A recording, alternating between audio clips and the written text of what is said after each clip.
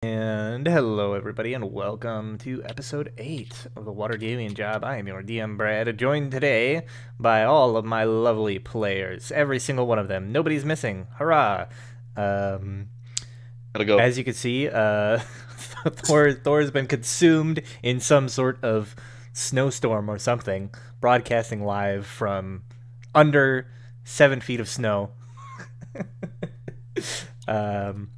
And we are ready to begin here. So, before we go ahead and get right back into the action, and action it is, seeing as where we left off last time, Morton, you were put in charge of the recap, so if you would please tell us what happened last time on the Waterdhavian Job. Well, last time on the Waterdhavian Job, we're still in the Blue Alley and trying to figure out all the traps and all the secret passages around there. We found a lantern after me finding a gold coin, which we put in a slot, which pulled out a lantern, and the lantern we walked back with, finding a secret passage that led to a place we haven't seen yet. And we went in there, finding a new bunch of traps. That was great. And inside one of them, we also found a floating sword that we ended up fighting. Realizing it was connected to a gem, we managed to figure out the fight pretty early on, taking out the sword. And thus we kept moving into another trap. Which one was that again? Because we had this other trap that we also finished pretty easily, but we searched the walls where we opened several other walls that was 3 more traps that almost killed me, Basic, because I got a crossbow bolt in the face. No, that's not. It was gas fumes. Crossbow bolts. Yeah, it was. I took up the crossbow, which released fumes that was about to kill me. And then we found a new passage we left down, and that's where we are now, where we ended up fighting some ugly creatures that we don't know what is, that's speaking some gibberish language, and we're chasing them down the tunnels now. That's... Yes, indeed.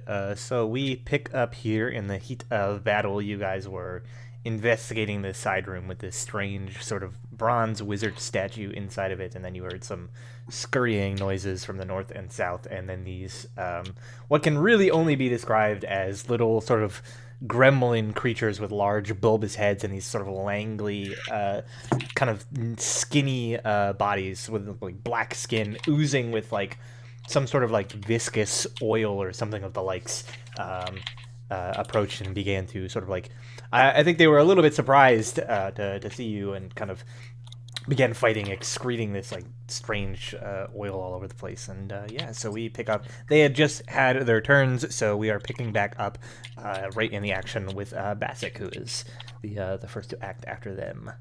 So if it is your turn, Basic. How did my internet browser just shut itself down? So give me a second. Could have done that like 2 minutes ago. No. Like I was the first one in, but apparently it shut down again. You've been idle for too All long. I hear is Memory leak. excuses. Memory leak. It crashed. Yeah, well, if I was idle for too long, it wouldn't shut down my Mozilla Firefox, would it? Tonga has a monarch. Never knew It that. would if the memory started getting used up too much, and then it just crashed. Yeah, I only have like 2-3 tabs up at all time. It's too much. I'm not like the That's crazy too many. people. That's too I'm many not like the tabs. crazy persons here. It's too many tabs. Yeah, It's the fact that you're playing World of Warcraft. That's the problem. yeah. Probably. Yes, it is. I bet it is. So there we go. But I don't see anything yet, but I can roll. I'm just gonna move down south, remembering the map. There is someone south fighting. Where's the map? Yeah, There's the map. there's a couple of guys fighting Dricken down in the south, down a staircase and around a bend, so it's a little bit of a difficult shot, especially with Valerie in the way. Yeah. If you are Yeah. moving through, trying to like get past Valerie to get like a better shot, I do need you to make a strength saving throw because there's this sort of pool of viscous, sticky liquid that has coated the ground. Strength saving throw. Okay. And if you fail, you get stuck, like I Yeah, did. Restrain the. You are fine, however, you managed to sort of Then move your way I'm through. gonna- I'm gonna long crossbow straight in the face. Okay. You would have disadvantage because you're within 5 feet, but you rolled a 27 and a 24, so that is fine. So you just walk up, point blank, shooting this longbow into this little creature, and somehow or another, the arrow gathers enough velocity to A longbow the shit out of him. yeah, impact this creature, and you manage to finish off the weakened one of the two. Yes. Obviously, he ricocheted shots to like build a velocity. Clearly, Yes, of course. I shot it in the wall behind him, ricocheted in a shield somewhere, and just yeah, simple Somehow geometry. not hitting me. Simple geometry. Yes. Hands on. All right. So if that is everything, then That's all I can do. Sheldrake, you are up next. Yes, you are sort of restrained amidst this sticky, like oil-like substance, and I believe you are restrained. Yes, Yes. I am restrained. Yes. Escaping would be like a strength check, or Yes, you can do an action and make a strength check to attempt to extricate yourself from the puddle, and those are the exact words that they use. Fancy, big fancy words. But mainly boils down to do a strength check.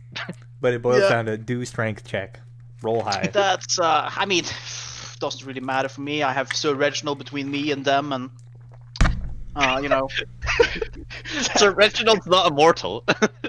Sir Reginald's between me and them, and like being restrained doesn't really affect my spell casting. So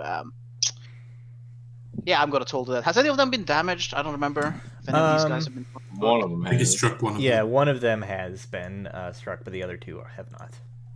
All right, I will cast Hold the Dead on the one that's hurt, and whoever is close to, like next to him. Sure, so the bottom and the middle one. Not- We have a +1. 1d20 +1. So the first one is against the one who's hurt. Ooh.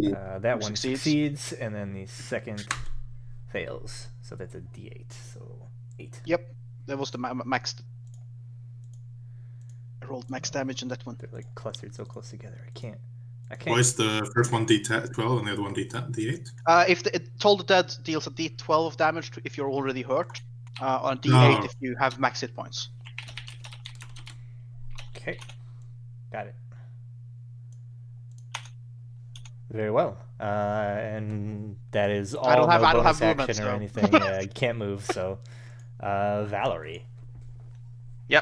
So this one here, well, it might be a bit difficult, but I'll give it a shot anyway. I'll take one of my little frost vials. Wait, no, wrong one. There we go. Oh, a crit. Crit for 5 damage. Crit for 5 damage. Yes. But a crit's a crit. That is definitely a hit, even despite the cover bonuses. This one had been previously uninjured so far, so you chill it a little bit, slowing it down. But Cool. And then I will. I think Dricken's got this. I'm gonna move up over this way. I think I'll probably stand here so I'm not blocking the door. oh right. At the start of your turn, can you give me a strength saving throw again? Right. Okay. Because you, well, you were I suppose I'll standing expend- in the liquid. Yeah. Yeah. Well, I'll expend another armor charge in order to add my intelligence modifier. So I guess I'll just do an intelligence roll since my strength is nothing. 15. Okay. Yeah, you're fine. Cool. Well, yeah, I'll move up there. Sure thing. Dricken. Lady Valerie's faith in me is misplaced, I fear. You have I'll claws. Smash it. Yeah, I do. 12. 12, use second one. unfortunately, is not enough. The slippery little creature kind of slides out of the way. Alright, bonus action. Slash again. Now okay. There we go. Now, was that so hard, Mike? Okay, 8 points of damage. You claw across it, getting some of that like oil on your claws. But this it seems to be sort of slippery almost. It is still standing, but pretty grievously wounded at this point. But that's action and bonus action unless you want to move.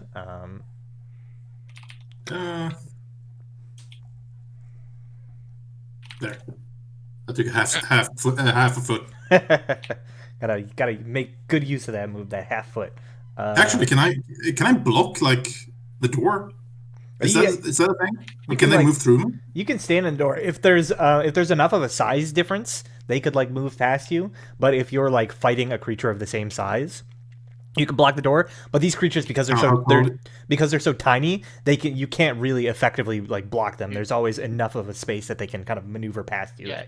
If you can block this, you block the space for a creature that's your size or within one size category of you. So, like, if they're small or large, you could block that, but they're tiny, so they're 2 size categories smaller than you.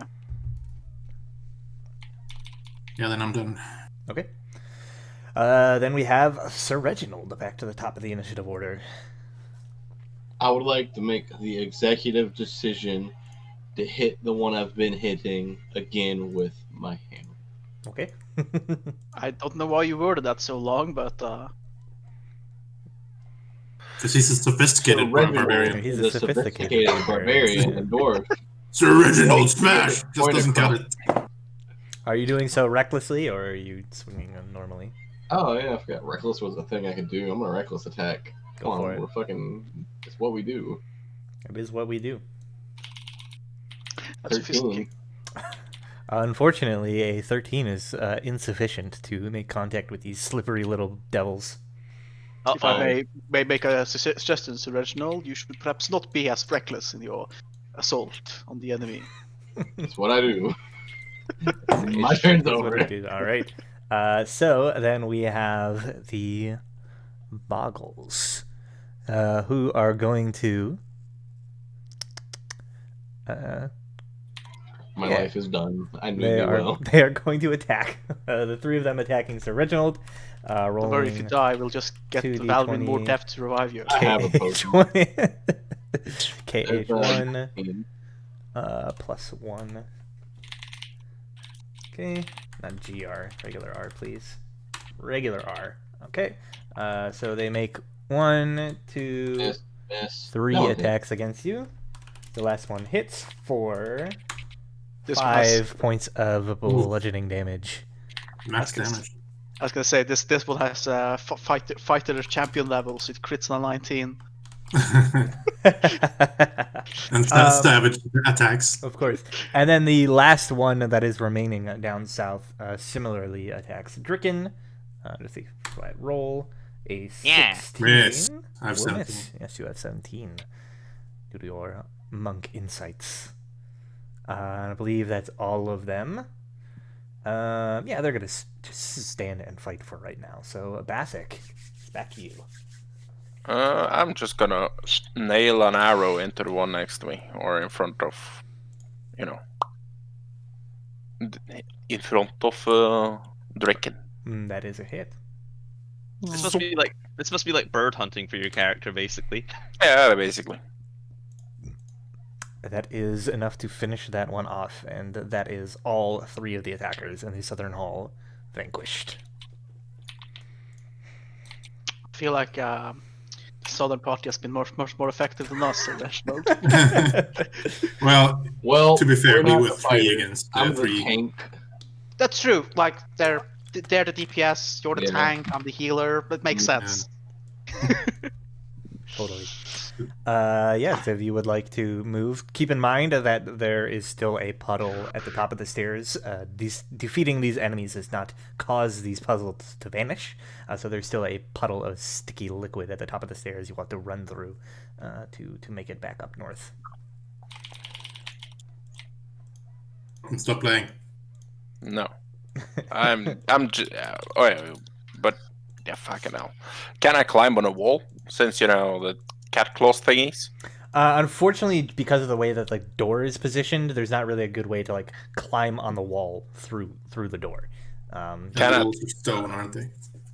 Yeah, claws. Maybe I could just get a little bit of grip and jump. Well then I'm just trying to run up. Sure. Go ahead and make a strength save as you run through. Yes, strength. Whoop. Never mind. Wow. Unfortunately, a I'm 4. You're basically stuck just outside the door. Oh, okay. Here then. Yeah, kind of like here-ish. right. All right. Sheldrake. Yep. Well, same as last time. But there's 2 hurt ones now, so I will be rolling d12 on both of them.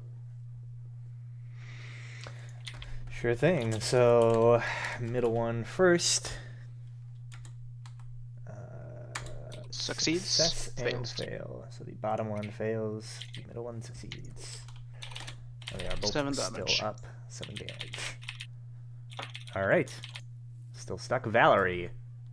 You see Sheldrake just sort of covered in this black goo, like kind of blocking the door somewhat. There's not a whole lot of space to maneuver into that hallway at the moment. Maybe enough room for like one more person to squeeze in there. Pardon me, Sheldrake. Lady Valerie, you'll get stuck. Yes, please make another strength saving throw. I'll spend another charge. All right, How many spend all charges them do you have? charges. 6. So I start with 6, and it costs 1 whenever I want to do that. So I'm down at 3. Intelligence. Yeah, Yeah, let's he add has my a, intelligence modifier to any strength Wow. checks or saving Yeah, throws. it's an artificer infusion. Mhm. Yes, so you are able to use your powered armor to sort of, like power through through My the armor puddle. just glows. It's okay, Sheldrake. I made this before we came out. Right, and then you are up. Yep. These enemies are all small enough to benefit from cover due to Sir Reginald, but you are free to Alright, I will attack. Ray of Frost the one that looks the most injured. Sure. Vile! Hiya! Okay. Even despite the sort of difficulty of throwing like up and over Sir Reginald, you managed to strike that one with the vial. Not enough to finish it off quite yet, but does severely wound it. Oh my god, these things just won't die. You gotta roll higher damage numbers. Drake. Bird Hunter, get over here. Yeah, I'm on my way. Well, the Who back, wants you to- guys are clogging up the fucking hallway. What are we supposed to do? Someone pull Sheldrake out the way. I need visuals to continue doing it. Just break down the wall. Kool-Aid man. Yes, obviously. 10 feet up to him. I'll stop right before the goo and stuff. Okay. Is there anything I can do to help Basic get free? You can use an action to help him. And that Will that require me to stay? Yes, you would have to stay put to help him on his turn to escape from it. I'll try to walk past to begin with. So I'll try to get Okay, past that. yeah, go ahead and make a strength save. Can't you fly over? Or is there no Nah, it's not like. Yeah, there's I think it's not too narrow. enough. There's not enough height, basically. Strength save. Oof, nope. You're both stuck. Actually, I'll inspiration. Okay, I use go my ahead inspiration. and re-roll it then. All right, you Yeah. are fine. All right. I see the clogged up hallway, and I'll spend my action to help Basic. Okay, so he will have advantage on his check to escape. Like grab his paw and help him pull when he tries to get free. Sir Reginald. I will once again take my hammer and slam it down into the bulbous head of this creature. Recklessly? I might not do that since I'm also at 9 HP and I do have a potion I can just take a sippy sip of. Okay. a good old Estus. Yeah, I'm gonna drink my OJ, the sun kiss. Of course. Sunny D and rum. So are these just normal healing potions? 2d4 plus 4? Yes, if you're talking about the ones you found earlier, they are indeed your bog standard healing potions.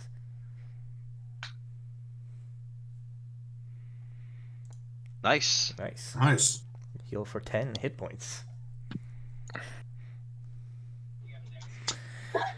And Twirl it around. if that is all, Yeah, I mean I can't do anything else. Raise the shield. the boggles are going to attack. Charge! They all miss. And so, you see that, seeing that more enemies seem to be joining the fray, they are going to begin to retreat somewhat. They'll try. Yeah. Let me fully reveal this hallway. I will swing at the one that is the most damage. Sure. That would be the Uh, bottom you- one, I think. Yes. So you see, as they're moving, they're like trailing this sort of like black liquid coating the staircase behind them. That is a miss. So you have 5, 10, 15. They kinda God damn move it. Down around. Can I wield 2 shields and get double the AC? No. No. It's Sadly. not 2 tower shields, like, Yeah. and hide behind them. Rise of the Shield Hero. I mean, I wish. Yeah. It's only got one shield. You could have 2 shields and just like use one of like the bash. Basic. Yeah, If- I have I'm like to- reaching out my talent. Here, basic. kind of grab his hand and go, hey, 15. I'm done. I'm done. All right. With that, you are able to escape. So that is your action, but you still have your movement for the turn. Yeah. I'm using my cat's agility to double my speed to get as far as I fucking can. It's, I'm just. Extra movement to move through me, I'm guessing. Yep. Yeah, so it's difficult terrain to move through an ally. So Yeah, You so probably I did have feel like bad. 10 feet there, so it was like 30 feet to get up there. I still have another 30 since I have 60 because of the thingy. And, can I get down there past these guys? it would probably take all of your movement, Yeah, and yeah. Time to get stuck again. there it is going to require a strength saving throw to Yes, move I through. figured. Yes. 14. You are able to, but that is basically as far as you can get with your movement due to the number of people you have to move past. Figured as much. Sheldrake, you are stuck and can no longer see your enemies. Can no longer see anything. You're now blind. You're blind. Huh? Monka. What do you mean I'm blind? Whoop. Some age, man. What would you like to do, Sheldrake? Play with himself. He wants to type. 4. He wants to type in the chat. Oh, right, me. It's Sorry. your turn, yes. No, the other Sheldrake. I'm going to try and well, since there's no enemies anymore, I'm just gonna try and get out. 8. Unfortunately, not enough. I'm stuck. Valerie. Yeah, so it'd take me 20 feet to get through all these people. Mm-hmm. And then I think I'd still have 10 feet to get down to the bottom here, though. Yeah, basically. Alright. There is some little bits of the oil, but it doesn't look as though it's pooled enough there to cause as much of a problem. Alright. I think I'd have a check. Yeah. So as you move over this area of oil, you notice that you run into it half expecting it to basically like get stuck, but rather than getting stuck, you feel your feet kind of like giving out from underneath you. I need you to make a dexterity saving throw as you enter that area. Oh no, my armor can't help with that. However, it can stop me getting knocked prone, so. Okay, I think I'm fine. Yes, so you are able to like slide your way down these stairs without like falling over on your ass or anything, hitting your head on the way down. And then you can see a hallway that leads up where these creatures have. Wrong. Feel These the creatures darkness to me. They didn't get very far because they had to use their action. So why is it not revealing? Reveal, please. I don't want select. I want reveal. Reveal. Thank you. Most wounded one. Another 4. Okay. You strike the what you think is the most wounded one.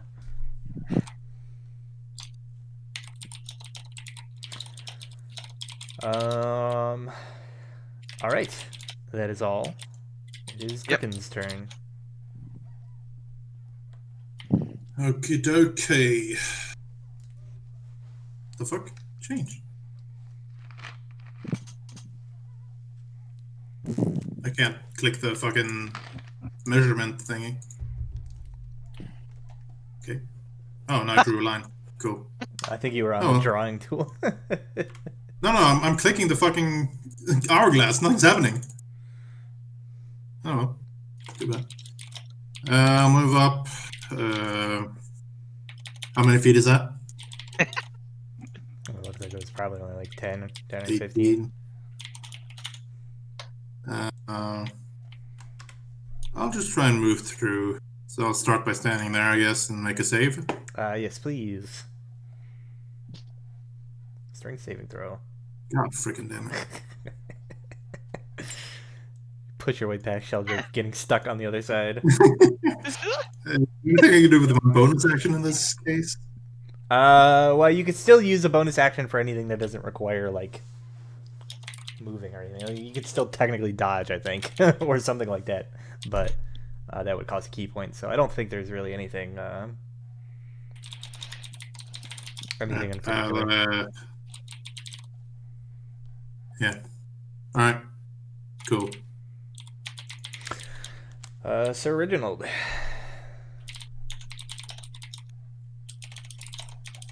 Run after them, Sir Reginald.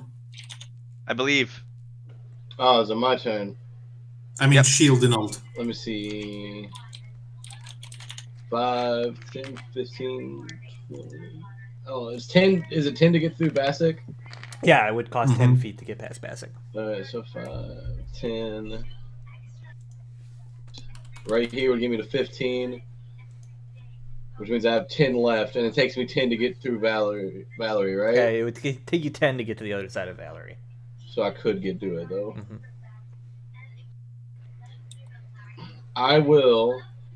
Do I have to roll anything? Yes, I need a dexterity save, but you have advantage. I have advantage on it, yeah. I clicked asked for strength on dexterity, but it's fine. We'll just use the dice roll. There you go. Yeah, you're fine. Alright, I will hit the most damaged one that I have been continuing to hit with my Sure, yeah. one. You can hit one of the front two. The one on the right seems to be the most. Oh my god, it I hits. finally land. Finally! Holy Finally- shit, You man. finally hit. For Oh, 9. damn it. That is enough to finish off that one on the right-hand side there. Fucking finally. Sploosh. Hey, Listen, I just take the give him- damage. I don't hit. give him a break. He's a tank, not a damage dealer. Okay. And then if that is all, it is their turn. I shield bash with my offhand. Pretty sure there's a feat that lets you do that. All right, they are going to attack you, Sir Reginald. They both miss. Basic. Basic. Yes, I'm here. They chose not to move. Yeah.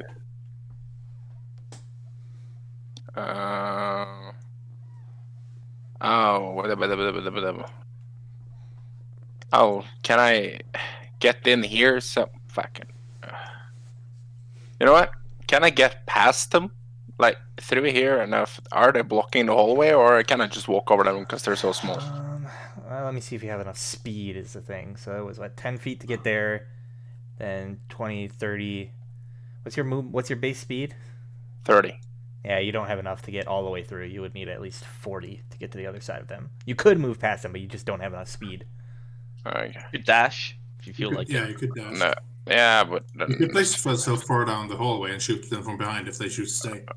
actually I could. You know what? I'm doing that. So 40, and but then I have attack of opportunity, and I don't want to. Oh, they're like gnats. Okay. Can I shoot them from, like, if I walk all the way behind Valerie here? Kind of like. Yeah, I mean, they'll That's have 5. they'll have cover, obviously, but Yeah. That's what I figured. Like. Whoomp. you are still able to land that hit. Just see Reginald like have his like arrow just come through his like between his stomach and his arm just.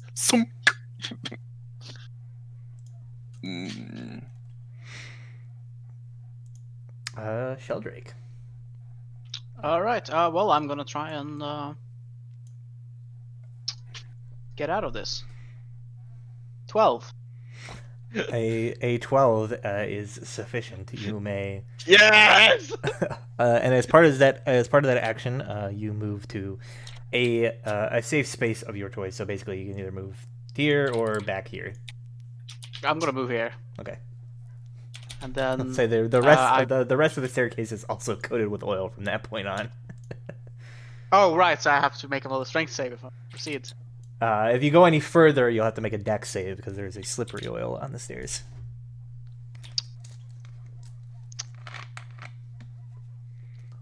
It's only a -3 bonus to the roll. What could possibly go wrong? Could possibly go wrong. Can I change my action to having moved over to the other spot? Sure. All right.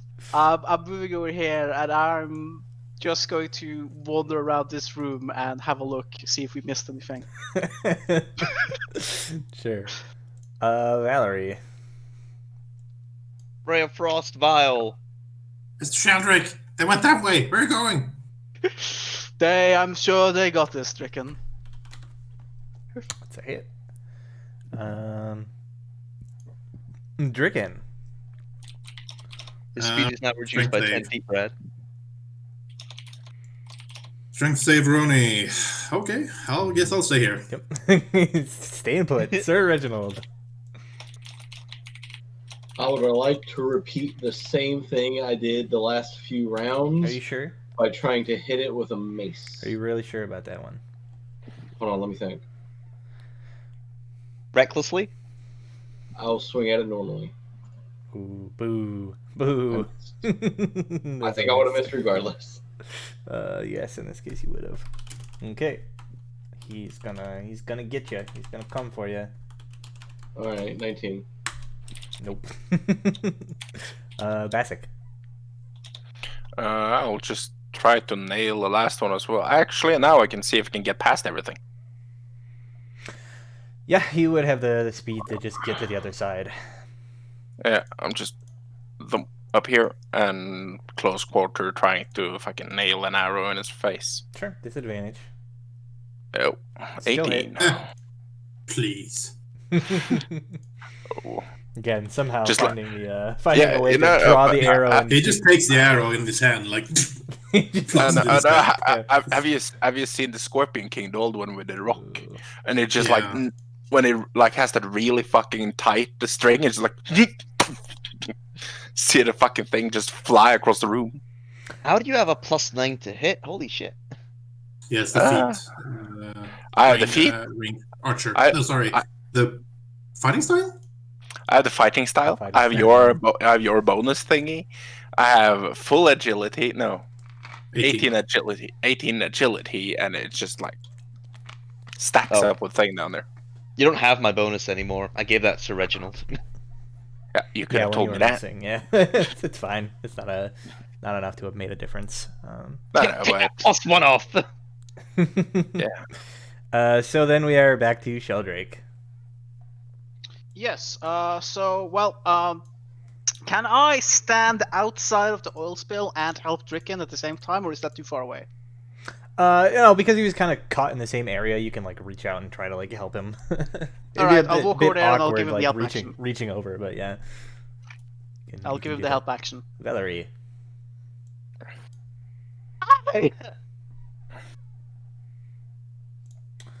Two massive damage. 16. Even despite firing past Reginald, you just barely managed to clip this creature. And as the glass vial of this sort of cold material explodes against it, you see it kind of like freezes over and clatters to the ground, like just sort of shivering, and then dead. Yes, we got them.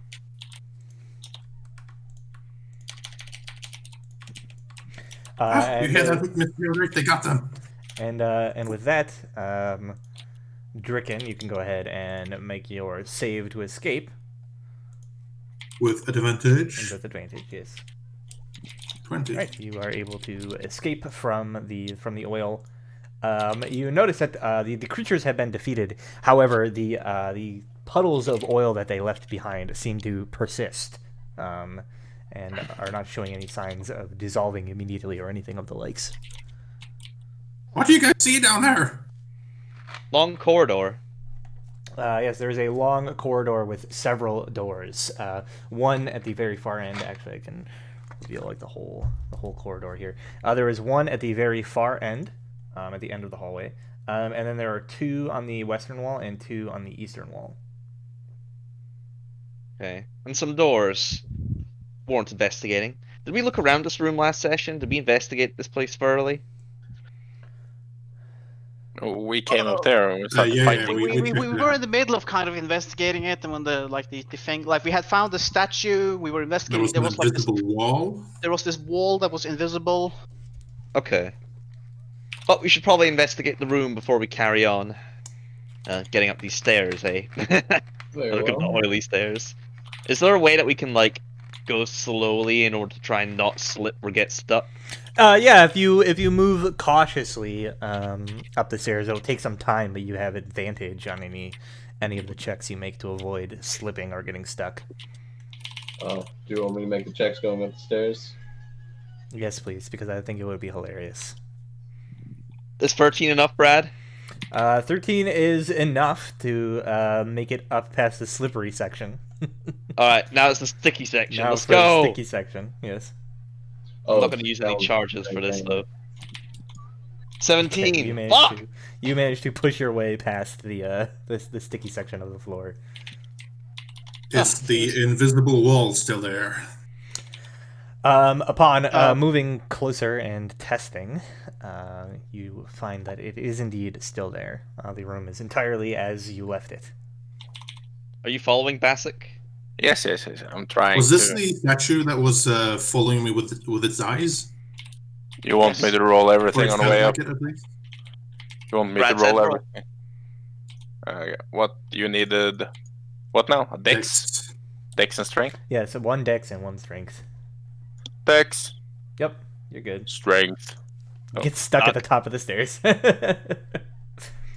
I'm like, guys, help. I'll give him the aids. Sure, yeah. So you go to aid him in the meantime. Dricken, you're checking in. Yeah, the wall does still seem to be there. Everything is as you left it in the room. Again, as just a brief overview once more, in case you forgot, basically the outline of this room. Like I said, it's basically like a narrow room. At the other end, past this invisible wall, you see this solid bronze statue of what appears to be a wizard with a plaque underneath him that has a name on it that says Kalir. And again, as you're in this room, the eyes of the statue almost seem to be following you and watching you. Can you write down a name that says on a statue? Yeah. Kalir. It's K. Yeah. I believe I put it earlier, maybe? Yeah, but that's way up. Yeah, that's a little bit gone now. I'm gonna talk to the statue. Hello? The statue does not respond. I would like to investigate this room, Brad. Sure, yeah, you begin investigating the room. Maybe we should continue to the Should I make important my stuff check? instead of wasting time here. Well, there might be like hidden doors and shit. Like that seems to be the theme at this moment. There were unhidden doors in the corridor down below. Oh, Mike. All right. Should I do my investigation check? No, if you just sit down and take the time to thoroughly investigate the room, no check required. There is nothing secret or hidden to find here. Okay, fair enough. All right. At least not within the confines of that room. Who was this person again? I think it's the wizard who made this dungeon. So this might just be like a showroom to show things, show them off, show the founder pretty much. How nice is the statue, Brad? I mean, it's not like it's made of bronze, so it's not like incredibly expensive or ornate or anything like that. But it is it does seem to be cast in such a way to emphasize the features of the wizard it is portraying. Well, it's quite a nice statue.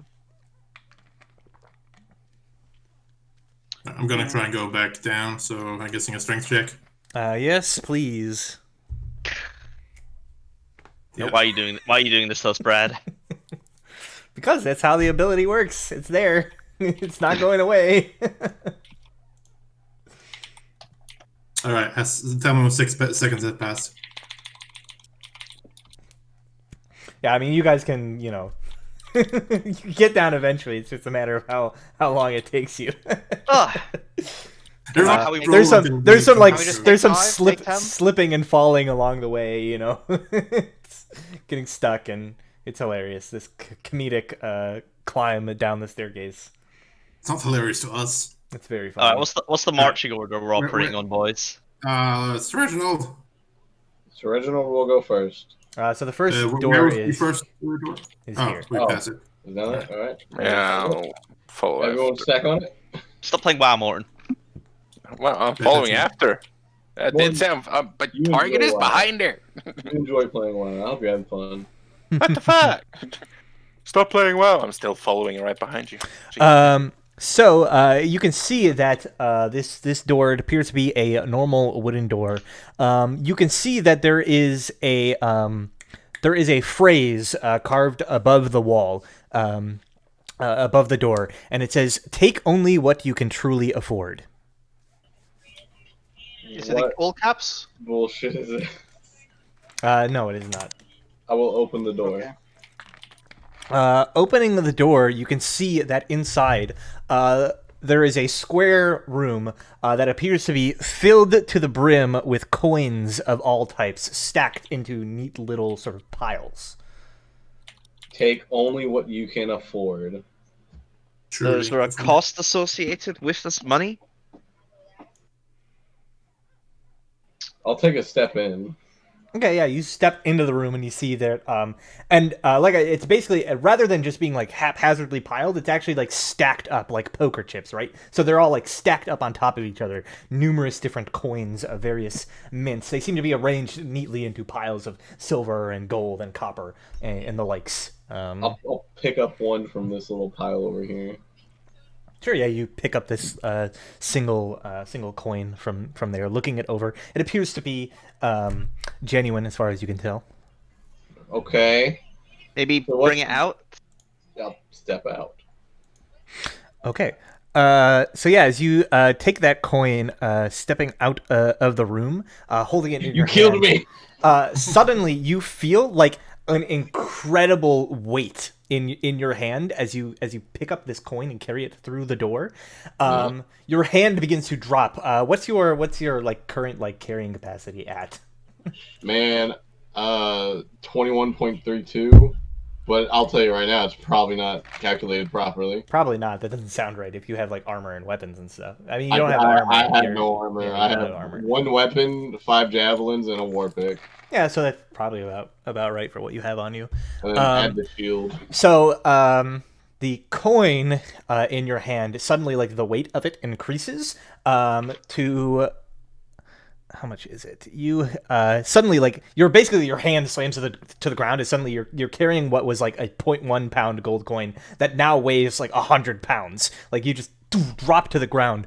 And as this happens, you kind of like feel this like burning sensation in your hand, and this little like mouth appears next to the doorway, like cackling wildly, and it says, "Looks like the loot is giving you the boot."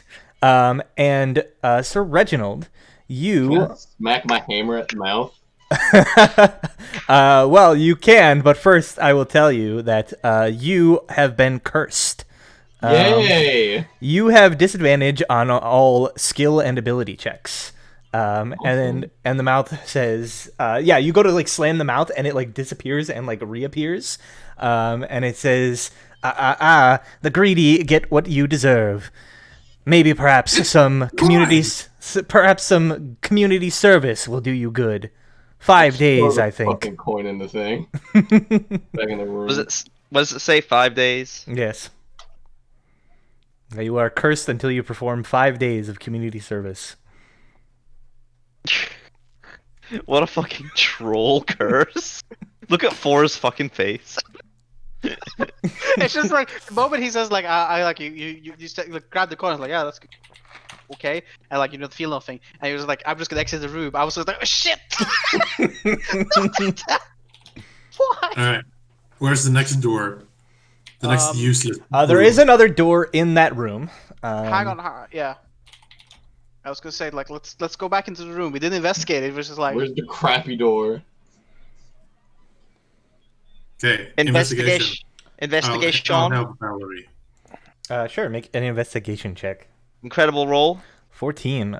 With a 14, that is actually enough. You notice that the piles of coins have all appeared to have been arranged in a very particular fashion, like I said, stacked up, like stacks of poker chips. And you actually notice that they are the piles themselves are actually arranged in a larger pattern, and you see that the stacks of coins all spell out the words "all fake." Right. I'm sorry, Zach. You also can tell that all of these coins appear to be under some sort of transmutation enchantment. I'm sorry, Zach. You don't need to apologize to me. You need to apologize to Sir Reginald. You see like a little like mouth opening on the ceiling, and it says, "I suppose it all makes sense now, doesn't it?" I'll throw a fucking javelin at it. I'm gonna kill whoever made this place. By the gods. I'm so sorry, Sir Reginald. It's alright, mistress. It could have been worse, I suppose. Let's check the Pretty- other door. How does he define community service, though? I mean, could you get that just by, I don't know, picking up some litter around the neighborhood? I will play through this entire game with that curse and do no community service. Fucking watch. Oh yeah, you see there's a door on the southern wall of this room. Is it open? It is not. It is not open, but it is not locked. I'll open it. Okay. Inside, you see another sort of like larger rectangular room, which is mostly empty except for at the very bottom of the room. Let me see if there's actually anything else here before you go in. No. So that's this room here. Yeah, so you see a rectangular room built of stone and is featureless, except at the very southern wall, there is a set of black iron gates set into the wall. You can see that is, yes, I believe. Yep, that is everything.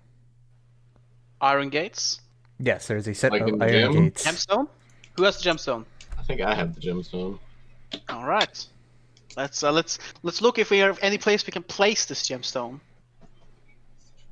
Let's approach. So Reginald, do you still have the gemstone? I do. Well, all right. So I'll look over at like the gate. It's like, is there like a? Try it. Perhaps you can open it since you are holding the stone. I'll try to open the gate. Is there anything on the other side of this gate, or just brick and stone? It just looks like brick and stone. Like you just see the wall on the other side. I'll try to move it. Yeah, so as you reach out and try to move it, it doesn't like budge, but you see another like little like mouth materializes on the other side of the gate, and it says, "Beyond these gates lie paradise. Enter them as you entered life, and you may yet find it. Grasp the jewel and grasp the iron, then be whisked away to the truest of rewards." I already assumed I had the gem out holding it. Oh, I mean, if you were holding the gem, that's a different story. I imagined I was.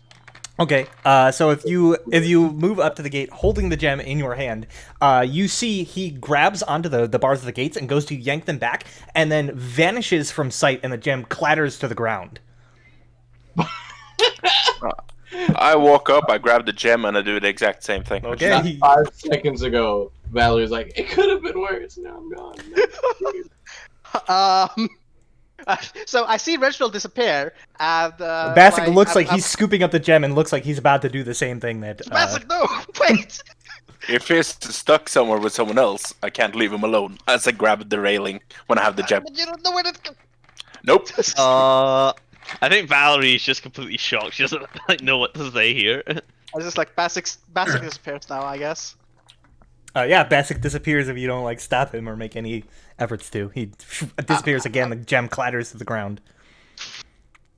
I mean, I don't want to hurt him, but you know, yep.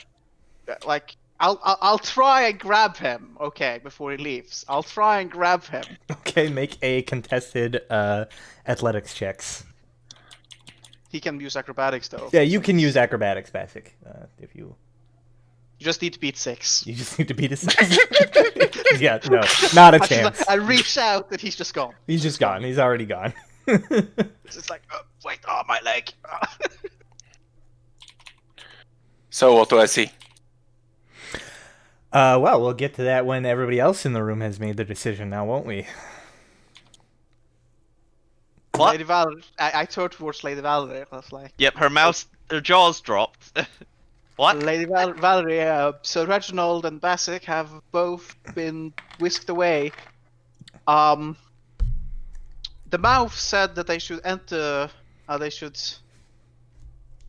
grasp the gate as they've entered life. I do believe it means that they should have that they've Take Well- off all our clothes.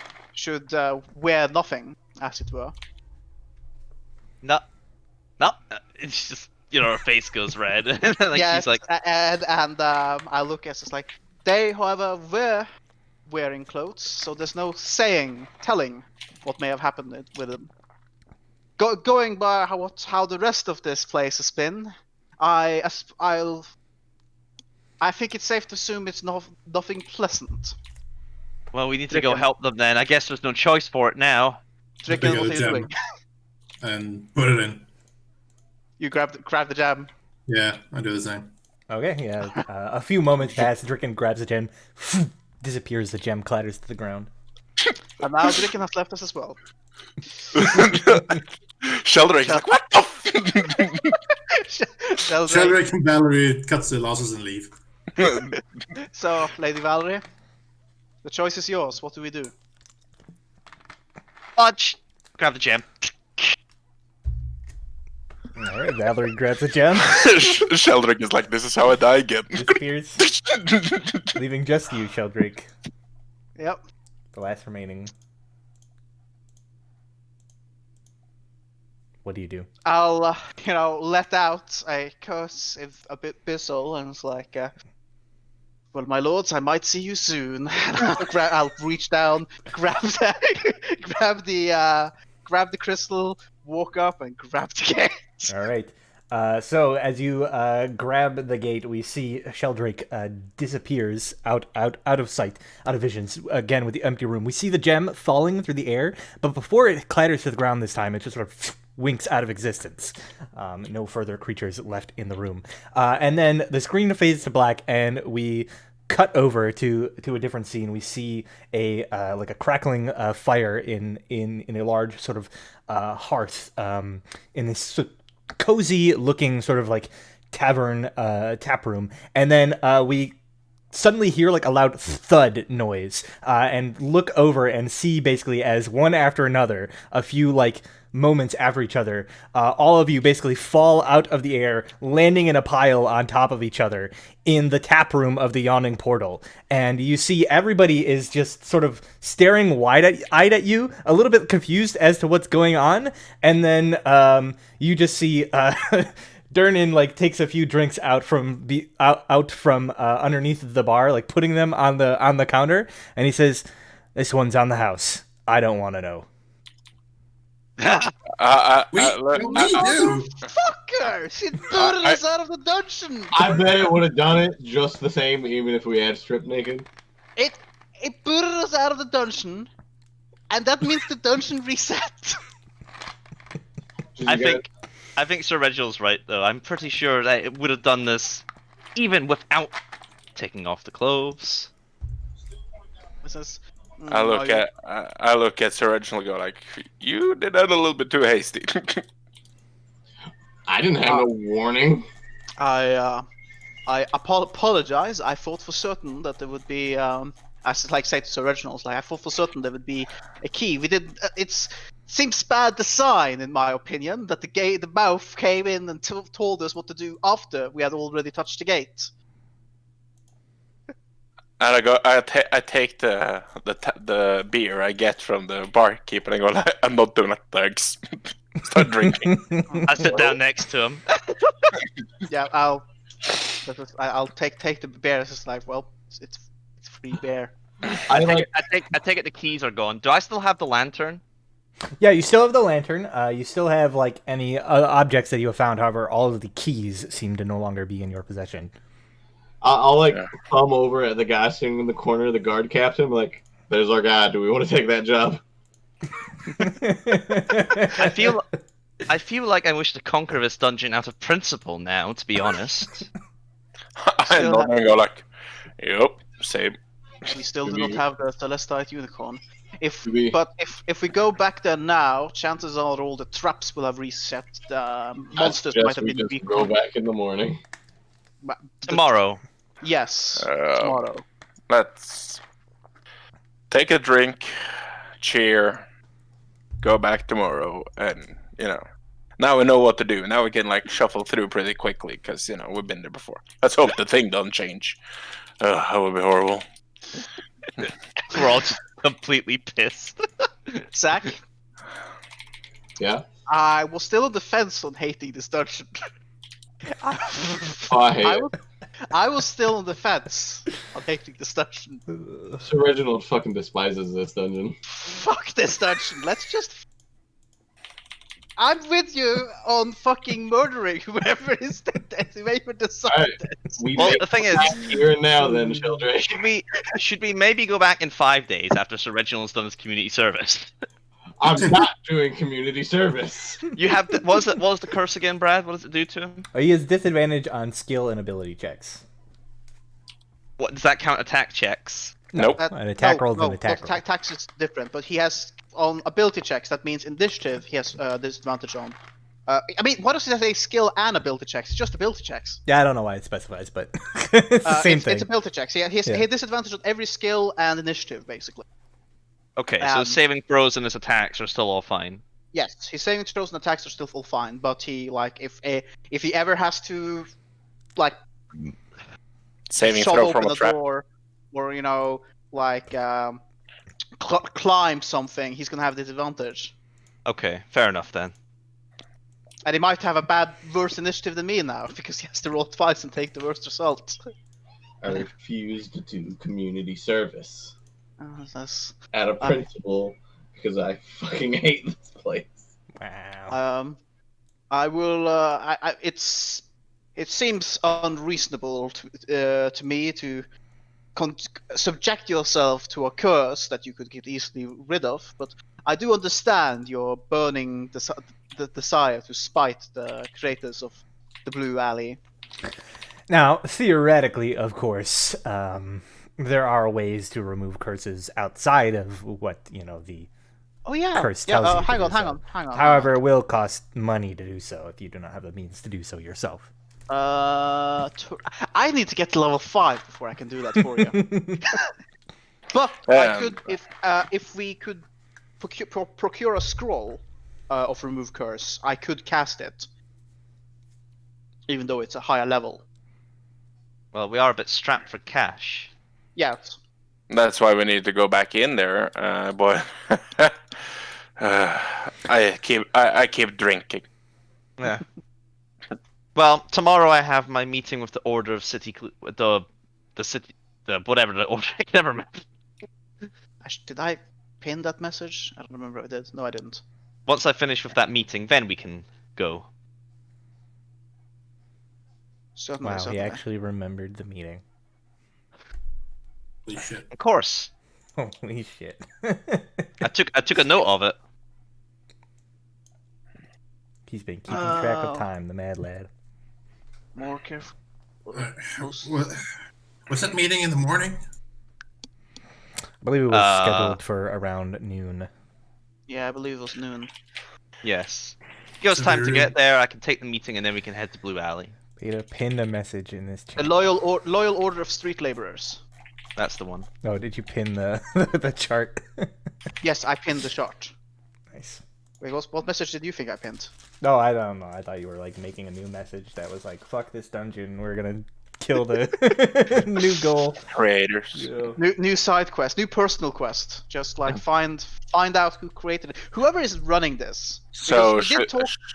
should we just make a new shit list? Is that it?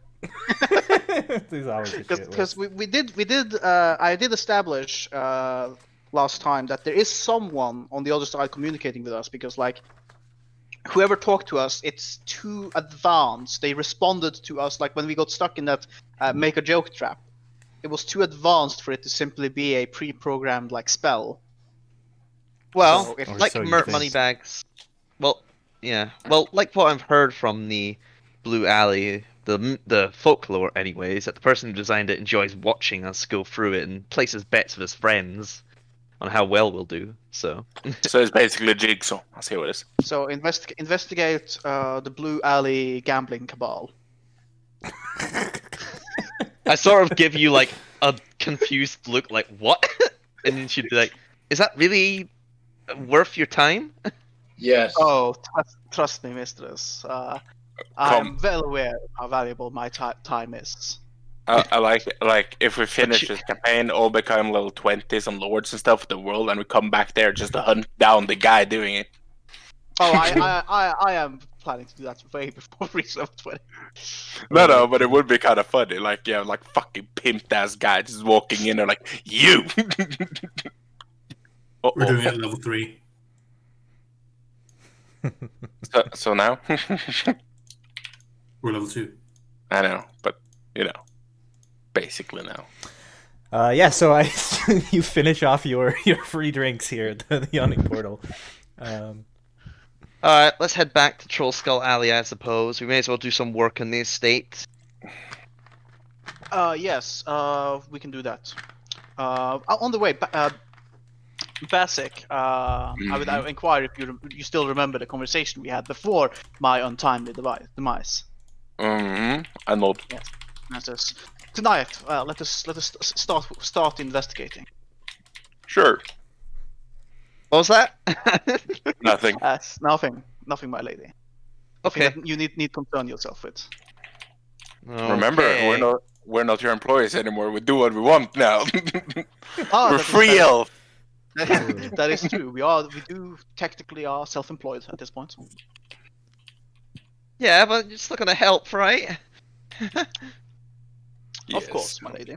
I put my hand on her shoulder and I go like, "We're still your friends." Ah, well, that's a big relief. Can't say it wasn't worrying me a little bit, the idea of being alone and having to do this on my own and having no one to depend on. But it's no need to worry about that.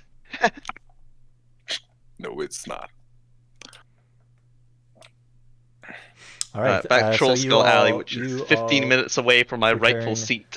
to Troll Skull Alley, and about like an hour, 2 hours walk through the city in these busy times, sort of, middle of the day or so, lunch hour kind of walk here as you make your way back to the alley. When you arrive, you find that the three children are not there. They're probably out playing somewhere, God knows where. But they're not there when you arrive.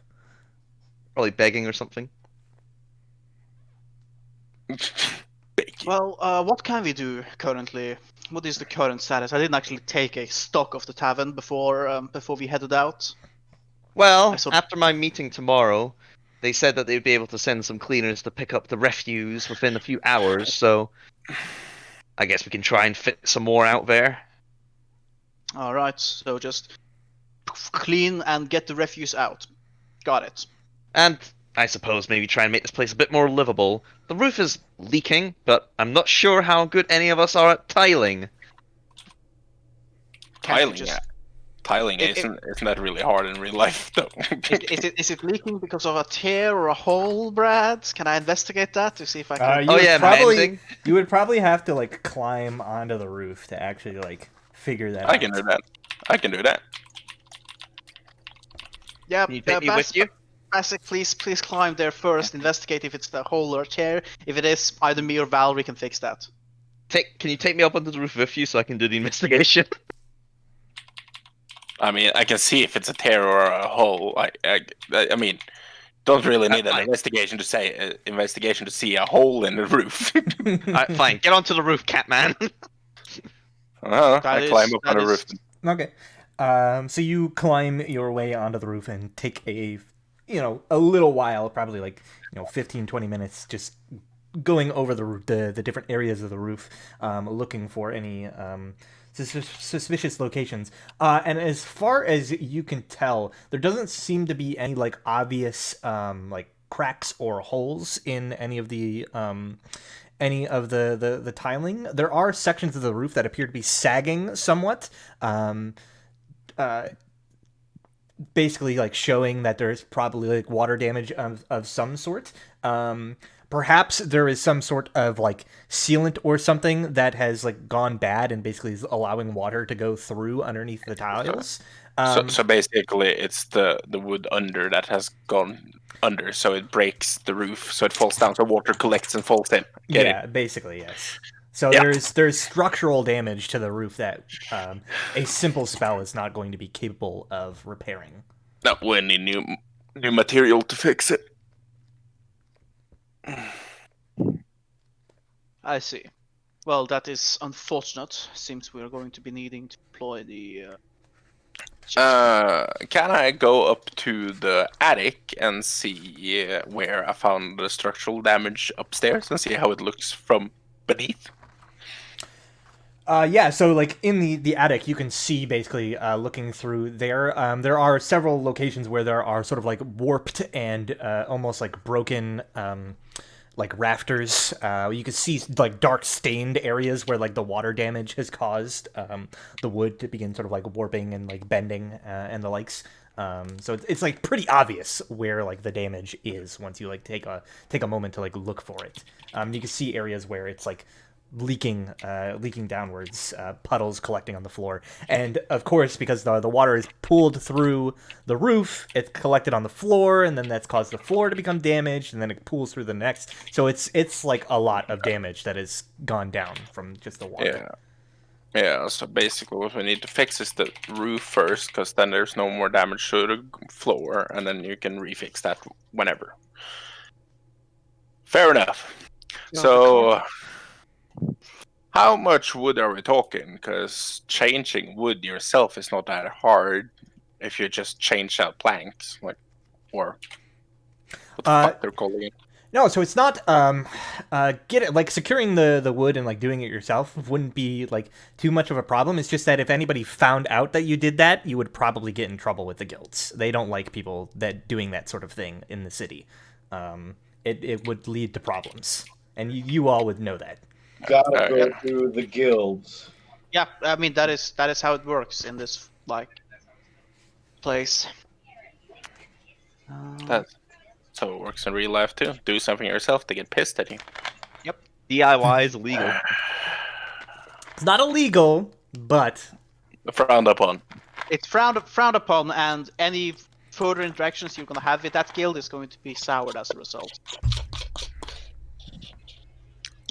And possibly with other guilds as well. Yeah, if they're friends with other guilds, exactly. Yeah. But what we could do is we can buy all the wood we need. We can take count, figure out what we need, buy all the materials, and have one of them fix it. It's gonna lower the price a lot, because if you have to have them come with all the wood and stuff. So what we could do is we can count up how long they are and how much materials we need and get it all ready and just have them fix it. It's gonna save us a lot of money. I feel like that would still be frowned upon. We're still taking money from the guilds. We're doing their Do we job. have does the building require anything like any stonework to fix the roof, or anything like?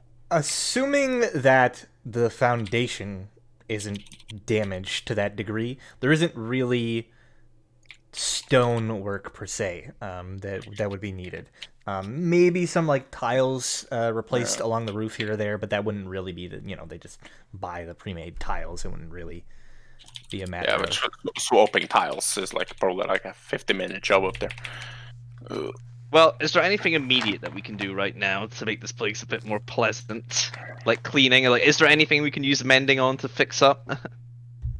Can I? But quick question: can I find some buckets and put like dry up the water upstairs, and find some buckets and put under so I collect the water as it comes down? Just meanwhile. You have a rusty iron pot. Yep. I'll use that. That works.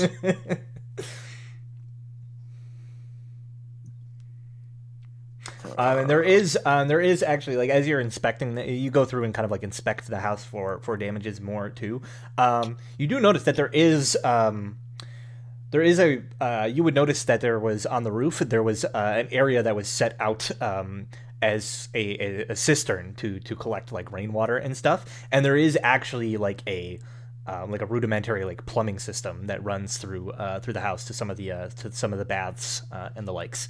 But that is also in bad need of repair and replacement. Okay.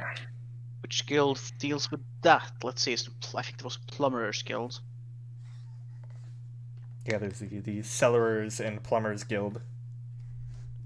Can't you just? Yeah, Why the fuck? adding that to the list. Why the fuck can't you do things yourself these days? Same in real life. You can't do anything yourself without being frowned upon. Fucking life, man. Place and do something else. Oh. I mean, this is where the campaign started, Rosalind. Hmm. I mean, we are. Business tycoon. Business tycoons. Yes, that is what kind of campaign this is. Well, I guess then, since we can't do any of this stuff at the moment, we should just, I guess, get to work on cleaning. Maybe if there's anything that mending can fix, we'll use it on that. Yeah. I'm gonna be right back for 2 seconds. Also, we need help with. Yeah, I mean, you look around and do what you can with mending, but again, a lot of it is just like warping, bowing, that kind of thing. It's not like cracks and stuff like that. It's like structural integrity damage due to misshaping of the wood and materials. So it's not so much just a crack to fix. It's like the whole thing had to be replaced, or it's eventually just going to break and collapse. Yeah. Well, yeah, but we're just doing what we can to make the place a bit more livable in the meanwhile. Mm-hmm. Yeah, and I will try to like investigate as good as I can if like there's anything like if hopefully none of the stonework foundation or anything needs help. Can I check that? Do I have access? Yeah, I mean, you're obviously not like an expert in that sort of thing. You can give it like a rudimentary kind of like look over of the situation. There is one section of the cellar where it does look like a portion of the foundational wall has like collapsed inwards and like created a pile. There's like a loose beam that's kind of like fallen over, and like there's actually some like old kind of like brown stains on the ground near there. But other than that, like, it all seems to be mostly like intact, and as far as like the structural integrity, it doesn't look as though this particular collapse has really damaged anything too much, but it could lead to future problems if not dealt with. It's Yeah. kind of. All right. You would need an expert to take a look at it to be completely sure that it's not. Cool. So yeah, carpenters, roofers, and plasters guild, stonecutters, masons, and potters, and the cellars, plumbers guild. Cool. Well, none of this matters unless we get any money. So just do what we can, get as much shit out of there for the laborers, street laborers to come and pick up tomorrow, and then rest, I guess. Well, Yep. no, wait. At the evening, me and Basix are gonna go head out towards the dock ward Yes. and investigate. Okay, is it just going to be the two of you? What I are you haven't- investigating? We're investigating a like there's this been this string of murders in the dock ward that the guard hasn't really picked on. There's been like elves and half elves who have gotten their throat slit and been beheaded or something. I don't remember if they were actually beheaded or just had like. No, they were really literally bad- beheaded. They were literally beheaded. Okay, they were literally beheaded and left out in like alleyways in the dock ward. And a friend of mine has asked me to look into it for him. as a favor. Need help? I haven't told you about this. I've told Basic about it, but you probably could Well, see I'm me and doing the Basic are Draken heading out. voice, so I'm asking in game. Would you have time for a long rest before you head Yeah. out and go to do Yeah. this? He's literally asking you if you need help with whatever you're doing in character, Thor. Yeah, he doesn't know what it is, but he sees No. like the two of you. Oh yeah. He sees us like, and it's just like, well, how good? Yeah, Dricken is the one who has the best perception score among us, isn't it? Isn't it? I have equal to I think he's equal. Passive. Yeah, I think it's you that has the best Sheldrake. Me and I him only are the have best trackers together. Yeah, and it's just like Yeah. looking at Dricken, I like think it's like, yeah, actually, like you can be probably useful for this. He's actually he's better at tracking, and I'm better at approaching because I have more stealth and he has the tracking. Okay, yeah, yeah, sure. I'll say it's like, actually, yes, Dricken, we could use some help. I'll explain on the way. Come with us. Where's everyone going? Could we have taken a short rest meanwhile? There's Just been- leaving the blue alley? this is happening in the evening, so Yeah, so you would have had a Okay. short rest between. Yeah. And at this point in time, you could also have Well- taken the time to identify the couple of magical items that you did find. Oh yeah. lantern, which I assume had. that you would do.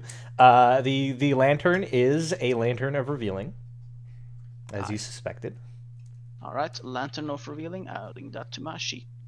What's the And wand? the wand is a wand of pyrotechnics, which is a common magic item from Xanathar's Guide to Everything. Ah, well, guess I'll just hang on to that. Unless anyone else wants it. Nope. I shake my head. Well, anyway, yeah. So I see like people are leaving, and I'm like, where's everyone going? And it says, to the dock wards, my lady. Do not worry. Do not need to stay up for us. We'll be returning at some point during the night or evening. Okay, I mean, do you want me to come with you? And it says, that won't be necessary. Yes. Very well. Stay safe. You just get ready for your meeting for tomorrow, and we'll be back as soon as possible. Yes. All right. Well, stay safe, I suppose. And it says, you too, my lady. Left on my own. You've got Reginald with you. Oh yeah, Yeah. it means Sir Reginald. Yes. All right, time to eat a Twinkie. Oh God. So Reginald and Valerie stay behind while the three of you, Basak, Sheldrake, and Dricken, head through the city, late in the evening, making your way down to the dock ward, which takes about an hour without the sort of midday traffic to make your way down to that area. It's a large place, but you were told that most of the he probably would have filled you in on some of the previous instances. Most of them seem to occur near the docks, so not further into the ward, somewhere like around kind of like the docks and warehouses near the base of the ward. So it kind of narrows it down, the area. Yeah. On the way there, I will explain to Dricken like what's going on. That like, I have this friend, who is what was it that I asked him to look into. You asked him to investigate Amic Froon, I believe. Yes, that was it. The guy who was the other tavern guy. And he, in return, like since we don't have money to pay him, in return, he wanted me to look into, see if I could find out who is like committing these murders, because he is a little bit worried about that himself. Because on account of I would probably say on account of the fact that he lives in the dock ward himself, and he's also an elf. So he's a bit worried about an elf, like a serial killer that's targeting elves. Why? Good riddance, I say. So, Why have so, the guards picked up on this? the guards have not picked up on this because there is, as you might remember, there is a lot of gang violence currently going on in the dock world. The Centaurim and the Sanitas Guide seem to have started a bit of a feud, turf war and such. And these string of murders, since they're happening in the dock worlds, they've just been counted for being part of the gang feud. That just seems lazy. Yes, but that is the guards in a nutshell, isn't it? I guess. Guardsman right next to you just gives you a dirty look. Well, that sounds like arresting talk to me. So yes, plan-wise, we don't know much about this killer or the victims outside of them being elves, and they've all been dumped in alleyways after being beheaded. One question though, how many victims over how long period of time? I kind of need to know the. It's been 3 victims, I believe. Sheldrick would remember. I forgot. Yes, there has been a total of 3 killings so far. All 3 of them either being full-blooded elves or half-blooded elves, found dead in the dock ward, decapitated by the blade in the dead of night. Over how many long period of time? I believe he said 2 weeks. Yeah, it's been a few weeks. They're sporadic. It's not like one after another. Okay, so we have a serial killer. Okay, I watched enough Criminal Minds to figure out this. Well, other than the way of how the murders happen, like 3 is in a town like this doesn't seem like that much. No, and over the time they were killed, it didn't seem to have any. But apparently they have the same murder, like same way of murder in the same area. I'm highly unlikely it's not the same person. There's not often, while murders in a town like this would happen quite frequently. How many murderers have you heard of where the victims have been left beheaded? Like most true. murderers are stabbed to the chest and to the torso, not beheading. Beheading requires a little bit extra.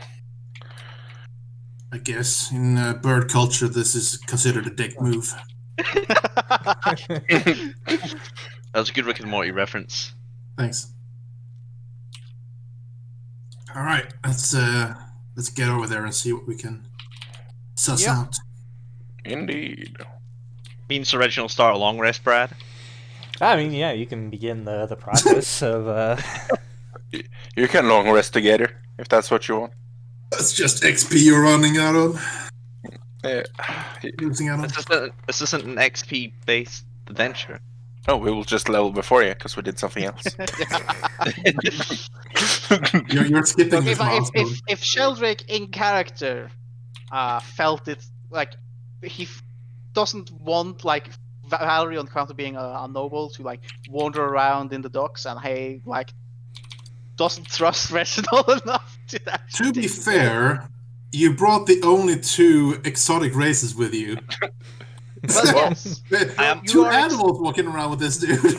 And Tiffany. You are two exotic races. I'm a tiefling. We do stand out. I'm not saying that we're not gonna stand out. What I'm the saying best is investigator. what I'm saying is that the docks is the scummy place of like the dockboard is like the shady scummy place of the city, and I don't want. And literally, the exotic races are usually the people in the scum and the slums. Poor just doesn't want to replay the game, I understand. It's okay. I won't want to play with me either. That's good. Good that you know. Good that you know. All right. Yeah, so the three of you make your way to the dock wards here at night. Again, as I described the last time you were here, there is a lot of sort of very close, cluttered together tenement-style buildings that like tower over the streets in the dockyard. A lot of like dark back alleyways. Many of the street lamps, which through the rest of the city would be lit at night, the candles in them to light the streets. Many of them have been smashed and had the candles stolen from them. So there is little to go on in the way of light. It's very dark and dank in the Dockward streets as you're making your way there. There are not a lot of people hanging around. You see a lot of shuttered windows, closed doors. Boarded up. The occasional person that you do see is usually drunk or haggard in some way. You see like a drunken human like pissing into the wall in an alleyway as you pass by. It is very much abandoned, whereas there is somewhat of a nightlife in the rest of the city. Here it's dark and kind of dead quiet. Brad.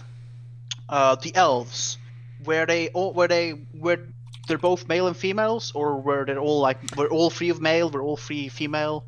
It was a mix. There was one male, one female, and one that could not be identified. Okay. How can you identify that? It's gonna be difficult with like 69 different genders. True. These days, 69. But yeah. The elves in particular are known from sometimes being like non-binary in that regard. It is too. Don't they usually have something down there? Well, Yeah, but- according to some D&D lore, they can like some of them are born with the ability to swap between genders. Some of them are born like to be like a lot more androgynous and such. I never knew this. Is this like Forgotten Realms specifically? I don't know where like if it's something that's been added recently, or if I don't. Where did I read this? Oh yeah, it was about like Corellian and like I think it was in the Sword Coast Adventures guys. Oh, okay. That's pretty Around. neat. Yeah, it was a thing before, I think. Yeah. Yeah. So yeah, there's been like a mix of victims. It doesn't seem to be like. Well, in that they're case, not I'm just all looking men if or I all see women any or anything. drunk elves wandering, I'll just keep an eye out on them. Sure. You know. So as you guys are like making your way like around the street again, just kind of like keeping an eye out. There isn't a whole lot of people to talk to and ask questions without like going into. There are some places where there are people gathered, right? There are taverns here on the Dockward where there are gatherings of people in light and safety in numbers almost. Many of them scuzzy, but there's a few that are the haunts of like sailors and the likes that are they aren't death traps to go into. Yeah. But again, they are typically not also. They're also not the sorts to kind of talk much to outsiders, right? Yeah, I suppose. So I guess like what is like how are you going about this? Is what I would like to ask. What is your strategy here in this investigation? That is an excellent question. Torture, fear, and bedding. Oh, so you become the serial killer. Yeah, I see. Yep. Little did I know. And then they get mad. You've been looking for me. They get mad that there's a copycat out there, and then they come to you. I see. That's how I am a fucking genius. Yeah, the Hannibal Lecter methods. Yeah. Imitate Hannibal Lecter, and he will help catch you. Well, I mean, we could either wander around randomly, just like, oh, there's a drunk elf. Let's see if he's gonna get shivved. I suppose that's the brute force method. We could try talking to the taverns. Did Hannibal Lecter want to help catch Buffalo Bill because he was copying him? I thought it was just because like what's her name impressed him. It's not Buffalo Bill, but there's in one of the later books he deliberately comes out to help because there's a copycat killer. Ah, okay. Sorry, where did we end up right now? The three of us? We're in the dock wards, which is down south here. Yeah, but I mean, any specific place? It The was Pure closer to the Dragon? No, you're sort of in the midst of discussing like what is your strategy. Yeah. Like for- if we should, we could try. Like the brute force method would just be to wander around and try and see if like elves. We Maybe could we- try and talk to taverns, but I'm open for suggestions. Maybe we should go to the last killing and see. Actually, yes. How long ago was the last killing? Do you know? How long ago was it, Brad? At this point, it's probably been close to a 10-day. No, Okay. we're not gonna have any chance finding any tracks there then. We could check areas around the last killing if there are any public like inns or anything like that. And we can check around there. Do we like how big enough an area did he kill? Do you know where all the 3 murders happened? Do I- Triangulate that shit. Yeah, exactly. Do we know where the killings happened, Brad? Yes. Let me go ahead. Let's mark them here. What do I have? A nice little drawing tool, like some circles. Be red with a black border. There were 3 of them. You were basically told the general vicinity. One was found here.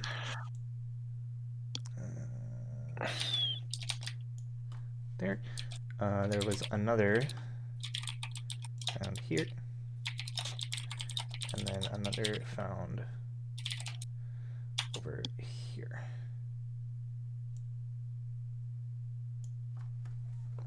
So, okay. So I would actually Ship Street. We should take a walk down there to see if we find some taverns and see if we can hear some rumors down there.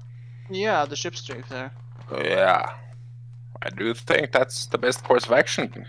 Yeah, let's For now. let's take a look in Ship Street for any sort of taverns. Yes.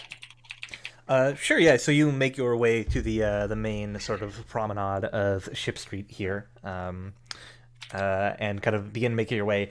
You see that there's a few what you presume to be taverns. The largest one is basically right, kind of like on the waterfront, near the docks. There's a large kind of tavern that looks to cater to like incoming visiting like sailors and the likes. You see basically like there's large in style building, kind of like a nautical themed design to it. And then there's a few like ships kind of like docked on the docks outside. You notice as you're kind of like making your way in there, like kind of like almost looks like festival stalls of some sort have been set up, although there's not really any festivals going on at the moment. They seem to be sort of packed down, maybe in preparation for something coming up, or maybe they're packing up from a festival that happened recently. You're not entirely sure, but there appears to be like some sort of action going on during the day, at least. I mean, yeah, you see this this tavern here. Does it look seedy? Not necessarily. But it's one that's like catering to sailor folks. Yeah, it doesn't seem to be like a. Well, it's not like a back of the back alley, dark cloaks and daggers everywhere kind of thing. It's like more of a, burly seaman. My favorite kind of seaman. Cute. Yeah. Alright, well, we'll go Alright, in. let's have a look in the tavern then, just like see. Yes. Okay, so as you like enter the tavern, you see it's a bit of a rowdy scene. There's a large area where a few tables have been like mashed together. They seem to be playing some sort of gambling game involving dice and cups, kind of like back and forth. There's like a pile of what appears to be like a mix of like copper and silver coins in the center of the table, as all these sailors are kind of like gathered around. And you see they're all kind of like tattooed, anchor tattoos and whatnot on their arms and all the likes, and they seem to be Mermaids? gambling. Yeah, of course, mermaids, doves, all that kind of stuff. Sailory tattoos. There are a few people that are just sort of like, you know, in groups, like conversing to each other. You can see obvious divisions where, like, you know, this is the crew of like one ship that is like gathered in this area, and this is a crew of another ship that's gathered in one area, and never shall the two meet or whatever. You know, they're all kind of off in their own kind of like areas. And as you enter in, nobody really seems to pay you much mind. You know, the barkeep at the time just kind of like, you know, waves, just beckoning you to a table essentially. You know, if there's an open one, you see there's like maybe like a small open table to the side somewhere. But yeah, nobody. I suppose.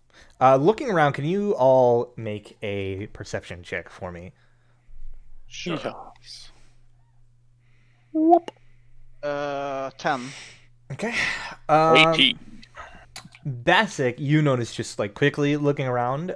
You're more like keeping an eye on the people here. You notice that there are amidst the clientele that are currently here in the room.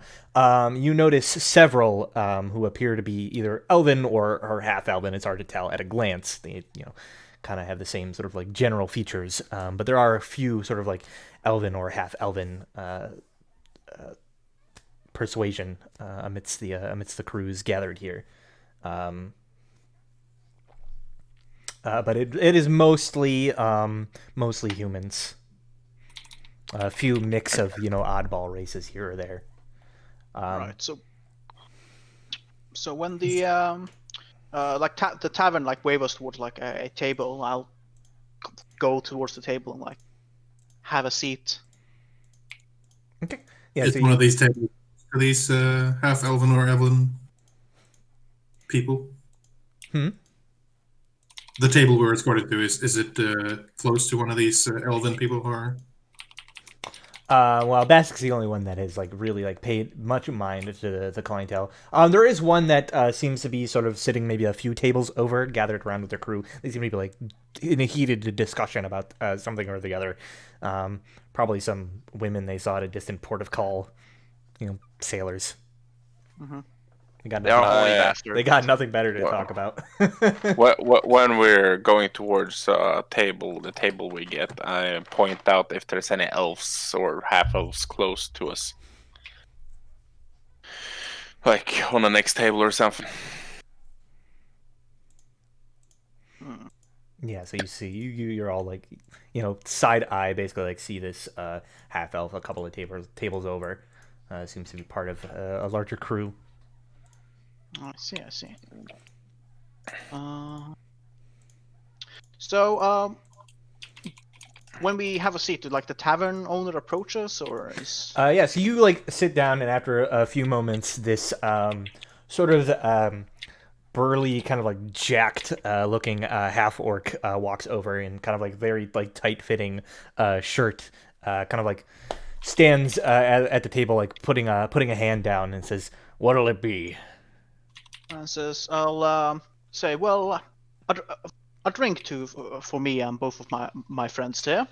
I say, and also if possible, I do wish to inquire if you know anything, if there's been anything going on lately, anything perhaps strange has occurred in the neighborhood's vicinity. Yeah, he Nefarious, says, he says, 3 drinks. Anything in particular, or how special? I looks to Basic and Draken and says, "I'll pay for it." You're fine to wine. Well, you're spending money on drinks. Now I know why you didn't want to bring me here. From Maine. No, just beer with maggots in them, please. Why look? He's a bird. He's a bird. Yeah, it's true. I know he's a bird. I'm just like. Is that why I should ask for a raw fish So do you want a raw fish? or milk? So Do you want milk? No. Basic will Just do beer, what? thank you. I'll take some beer. Or mead, even. All right, a mead, a beer. I'll take a beer as well. So he nods. Doesn't seem to be like jotting any of this down, but just sort of like nods and says, "As for whether or not we've seen anything strange in these parts, well, this is the dock ward. We see strange things come and go every day. Not to be a bit more specific." Well, I've heard rumors that that there's been some unfortunate incident involving elves and half-elven individuals recently. Says.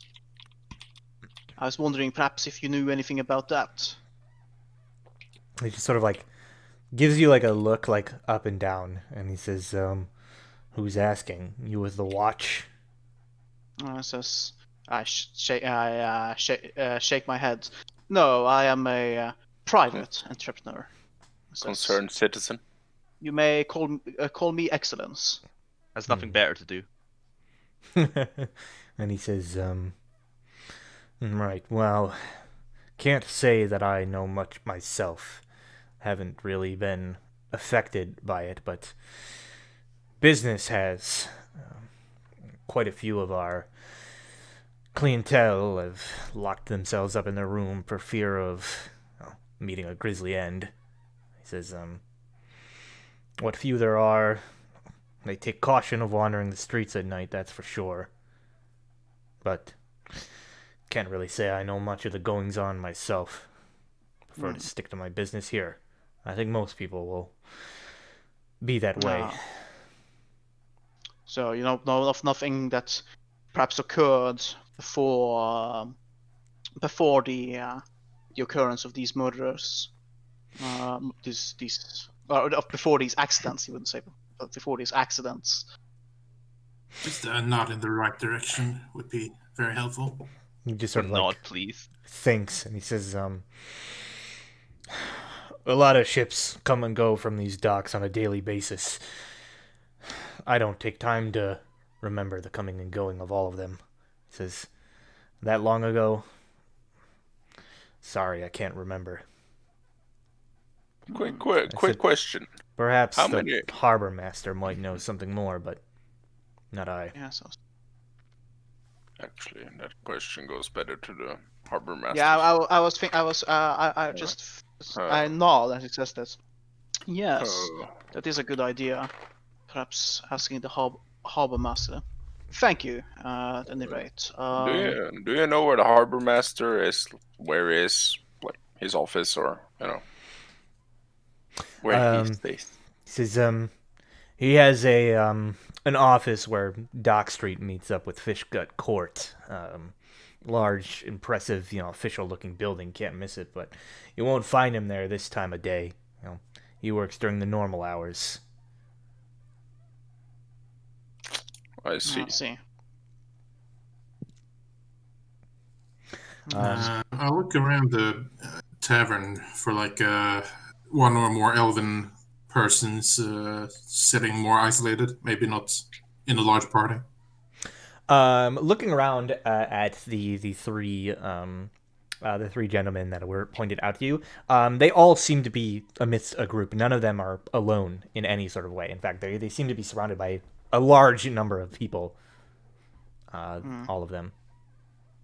When the barkeep leaves, I ask Sheldrake, do you know specifically which days, how often they were killed? Well, if I was told specifically, Sheldrick would know, but I don't know if he was told specifically. Yeah, I don't think you were given like specifics. Just that they were within this frame of time.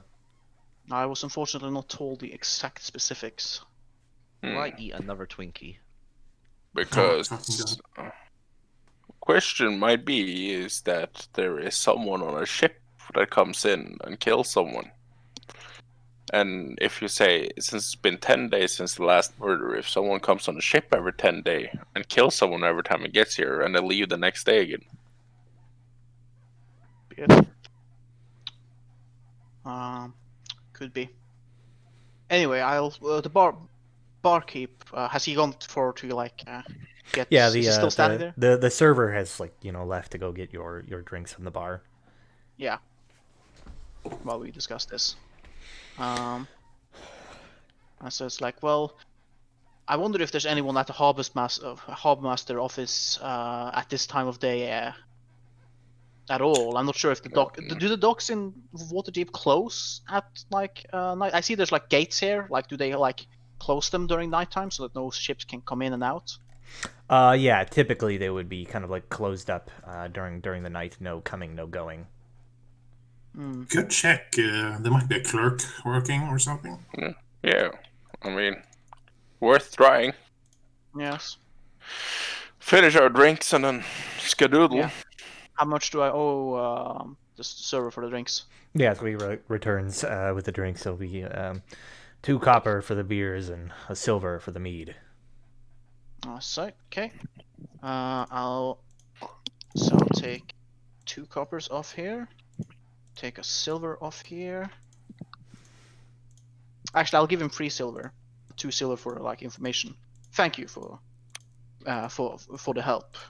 I say, keep the rest. And he says, "You're welcome," and kind of takes it, counting it out and nodding. It says, "If you need anything else, I'll be around." And you see he like goes to make the rounds around the tables, conversing with the sailors and kind of getting involved in their chatter and whatnot.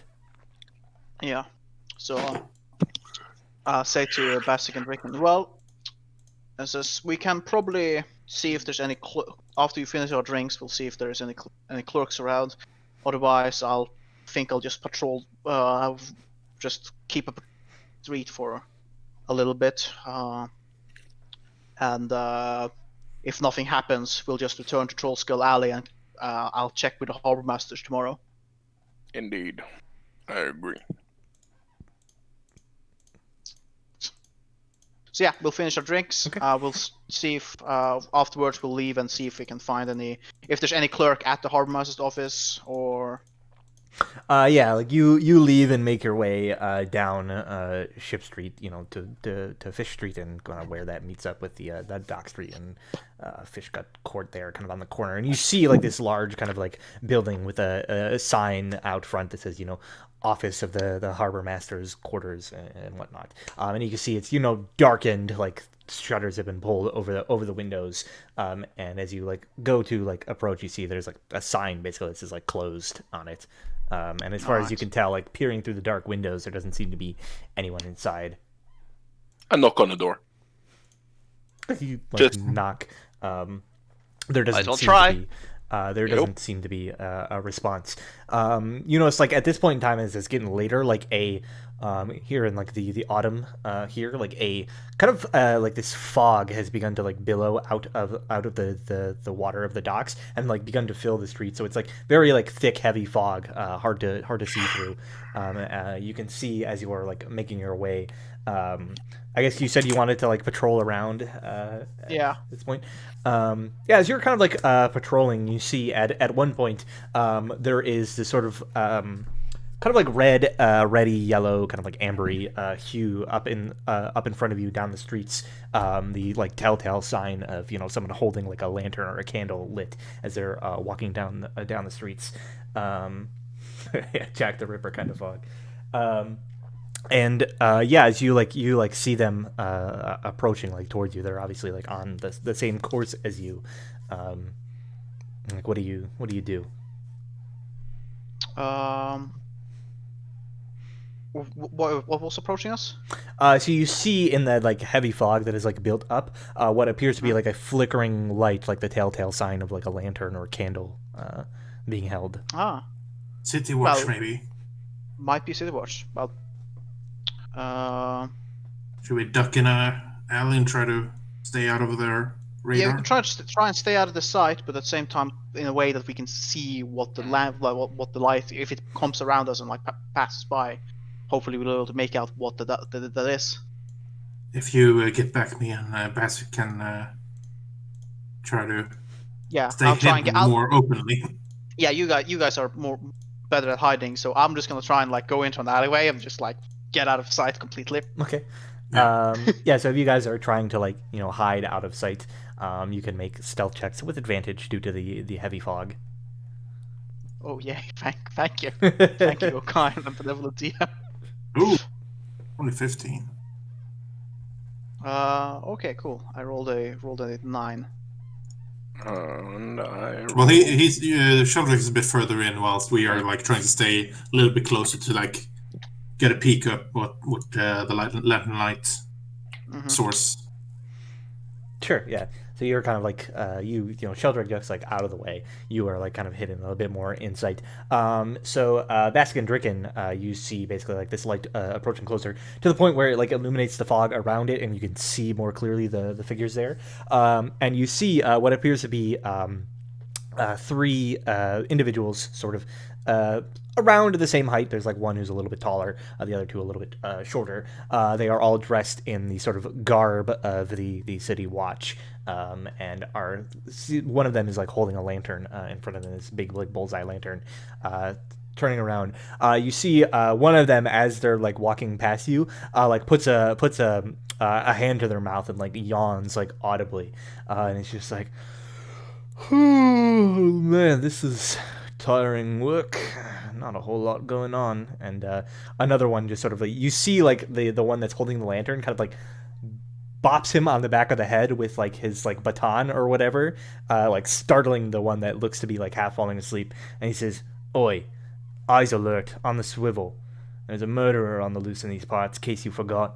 And the sleepy one is just like, I know, but they're targeting the elves, and last I checked, none of us are elves, so what's the danger? And you see the other guard, and it's just like, worthless. Right, well, try to at least stay awake, all right? Don't want you getting a knife in your back. And yeah, they're like walking past you. They don't seem to have noticed you. I'm just looking at them as they're passing by. I'm like, okay. So once the light has passed, Sheldrick will get back towards Lord Rickon and Basikar. Did you hear that, Sheldrick? Hey, what? I was not close enough, probably. No. They were, they were City Watch, obviously, and they seem to be well aware of the murders, but they didn't seem too bothered, as none of them were elves. Yeah, one of them cared, but the other ones didn't really give a flying fudge. Interesting. My contact said that the City Watch was not really taking this seriously, though I suppose that it doesn't mean that they weren't aware of the situation. I suppose they're not giving a lot of diverting a lot of resources towards this. Yeah, 2/3 of them don't care. I mean, not gonna get far. Mm-hmm. Perhaps Well, we should. Yes, Dricken? I don't know. I don't really know much about this. Would there be anything we could tell from visiting the latest or any of the crime scenes? If it was 10 days ago, we're most likely not gonna find any tracks at all there. It's gonna be nothing, not even blood left on the ground, probably. But it could help to perhaps just check some alleyways and see, like, after all, Yeah, the bodies are left in alleyways, so If we the might- locations are any, if they have any significance. yes. I don't know either.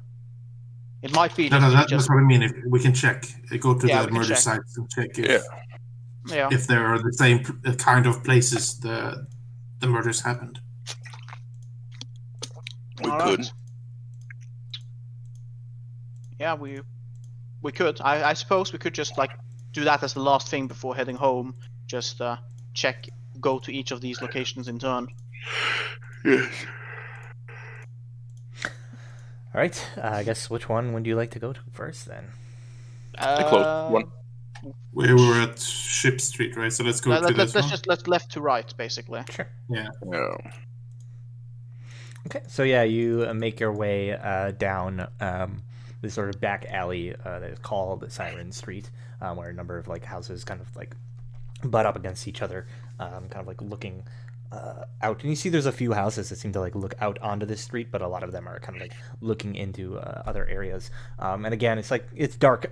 You notice that basically as you're kind of like passing through, you do pass like it's muddy. It's not like a cobbled street or anything. It's just like mud.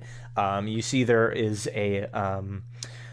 what appears to be like a young human man, sort of like wearing like ratty clothes, wild, unkempt hair, covered in like a thin, like barely there blanket, curled up like against a bin to the side as you're like passing by. He doesn't seem to notice. He seems to be deep asleep as you're making your way to where purportedly this crime had taken place, and you begin kind of like looking around. You see there's like a few different like ways. Essentially, like it's kind of like it's not like a one directional. There's like a few different like alleyways that seem to like meet up here, like a complex kind of system here where there's a lot of different entry and exits to the place. But looking around, you see there's like a couple of buildings with like doors that open into the area,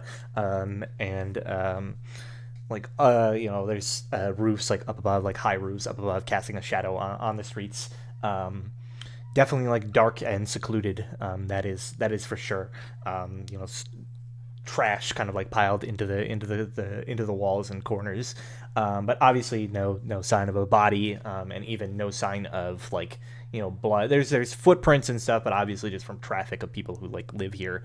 There's at this point like no sign of whatever it was that happened here, as far as you can tell. All right. Well, let's. But that homeless guy that we saw sleeping. We could check with him if we.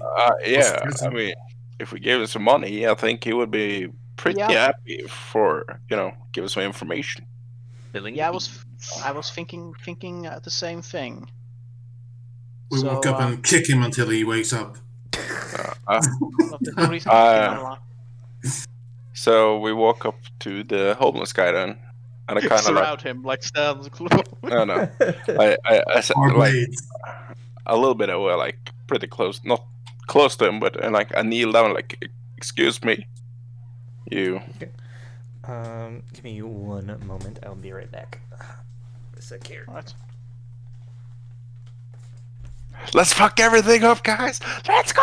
I am sorry for this taking. Just come home. Thor. Play. Yeah. I've been sort of trying to wrap this up, but it's. We're trying to solve a murder here, bro. You can't rush a murder, man. Can't rush. You can rush a murder. You can rush a murder. That's. I mean, that never works out. Anyway, if it's spotted in a second. Zach, now he wants some Cheez-Its. Oh yeah, he went to hide. Did James? What? Sorry. Yes, I saw that you just pinned my message. Oh yeah, I did that a little while ago. Yeah. So Thor, do you have an answer for me yet? I only found a single item that has the returning feature. And it's a dwarven thrower. It's very rare.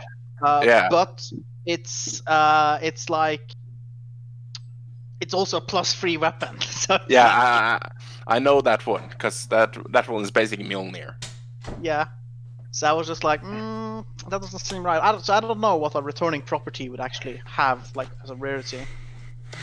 All right. Yeah. So you go and go to like shake this man awake, and as you do, Reginald and Valerie. Hello. You are both of you are sort of in the tap room here of the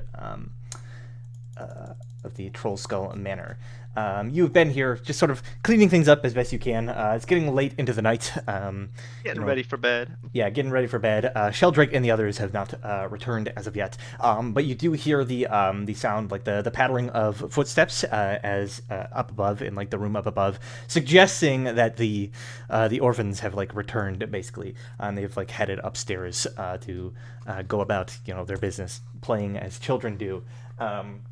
You're here in the tap room, kind of just, preparing yourself, cleaning the place up. Can we say that Bassick made us dinner before he left? Probably put on us too. Sure, yeah. Yeah, eating or whatever. Yeah. And as you're sort of there, having whatever conversation it is that you're having, which one of you has the higher perception? Is it probably Reginald? It's a robbery gonna happen, I'm sure. My perception's +2. Okay. Yeah, he has +3. I'll say you're both close at 12, 13. It's basically the same number. As you're just sitting there, like having this conversation, finishing off the rest of whatever stew was prepared with the ingredients that you had at hand, both of you hear a soft noise that sounds like a child giggling behind the bar. You hear this like. I sort of like. Alright, Zach, you and me, let's do this. So I hear the giggling behind the bar, do I? Yes. I mean, it's the orphans. Yeah. So, yeah, I guess I'll, like, shout over. And I'll say, Jenks, is that you? Do you want any dinner? Bassick put on a stew.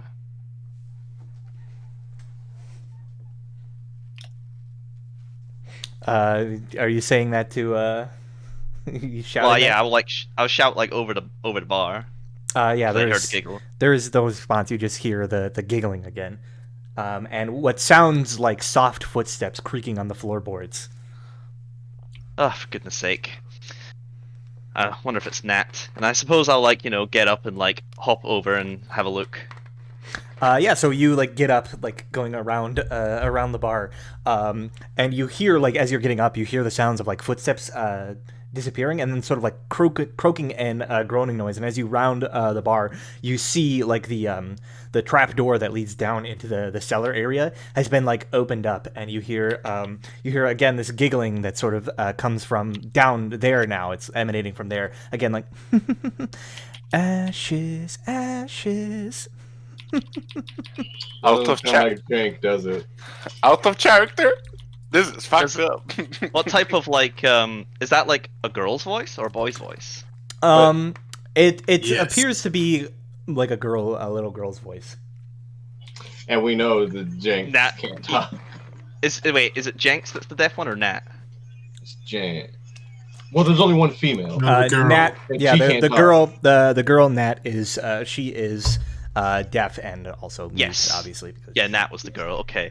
I sort of turn over to Sir Reginald and I say, "Did you hear that?" Did I hear it? I'm assuming I heard it. Not from where you were, because she got up and you were still sitting, so you didn't hear that second bit. You heard the first giggling, but Nope. Have we ever I just- heard her giggle? no. Just make mouth noises. Yeah, I sort of turn to Reginald that was a girl's voice and. And you can hear the stomping of feet upstairs. Okay. I wonder if they brought a friend home. Come on, Sir Reginald. They might get hurt down there.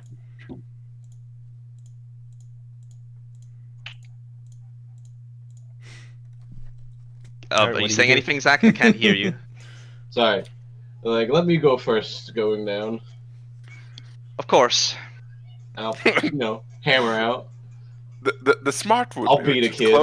close the hatchet, lock him, and just I'm not This gonna. is D&D. We don't ignore plot hooks. Exactly. Unless they're scary, in which case we do. yeah. Alright, I'll go down. The ladder / stairway, whatever it is. Okay. Yeah, so as you slowly begin to go down the ladder kind of stairway, creaking behind as them. you creaking under every step, Valerie kind of closely behind you, keeping an eye out.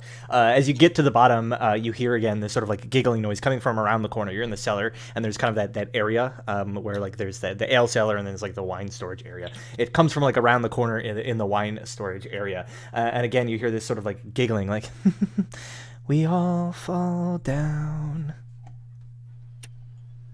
Yeah, Valerie would be like, come on, it's best you come out. You might get hurt down here. Nat, Jenks, and Squiddly are upstairs anyway. And if you don't come out, then you might get hurt anyways. And I'll fucking It's mace on the clobbering fucking time. shield. Sir Reginald, it's a child. Calm yourself. Yeah, again, you just sort of hear this giggling noise from around the corner in like the wine cellar area. You're at the bottom of the stairs in like the ale cellar area. It's like a little archway that kind of goes between them. Alright, let's head towards the giggling. Yeah. Like, we're done playing games. Okay. Yeah, so as you round the corner towards the source of where you see the giggling, where you heard the giggling from, you see there's that like kind of collapsed corner of the ale cellar where like the beam had fallen in, and there's like piles of rocks. And again, you hear this like giggling, and again you hear the sound of like a little girl going like, ashes, ashes, we all fall down. And you see like the rocks kind of begin to like crumble a bit and like loosen. Reginald, you notice basically like as this is going on, there's like a cracking noise from above you, and you look up and see one of the wooden beams like supporting the ceiling begins to break and like falls towards you. I need you to make a dexterity saving throw. With disadvantage, because you haven't done community service. No. No, it's not a. This is a saving I throw. know. Yeah, I get advantage on it. Yes. Whose side are you on, do. Button? The creepy little girl in the basement. Yeah. So Mort's you. on the side of chaos. He always has been. So you quickly push Valerie and yourself out of the way, putting up your shield to like block the falling debris.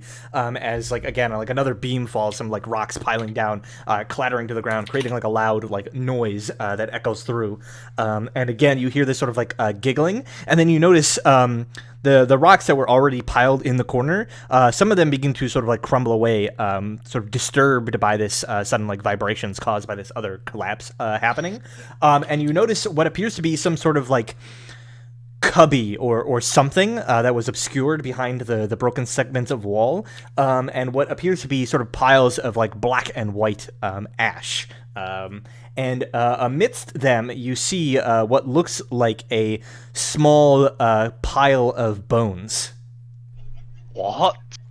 Ooh, the plot thickens. A small pile of bones, ash. Okay, is this like underneath any sort of like fireplace that may be like upstairs or anything like that? Like this is where the ash would fall down or anything like that?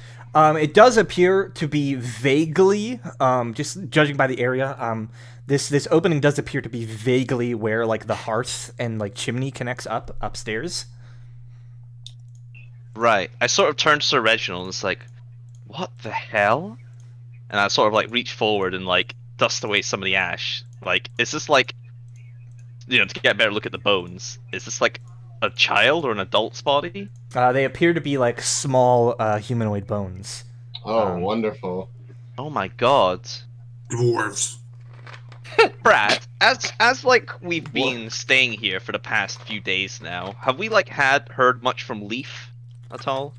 I mean, he doesn't speak, but no. I mean, he's levitated the occasional thing to help you, or anything of the likes, but yeah, he doesn't communicate. What should we do, mistress? I don't know. I'm a bit shocked, to be honest. Well, And I'll sort of like think for a moment. I think it's like dead thing, possible ghost. Sheldrake knows about that stuff, right? And I'll say this to Reginald. I was like, maybe we should wait until Sheldrake returns and query him about it. This seems to be something right up his alley. should we gather up the bones?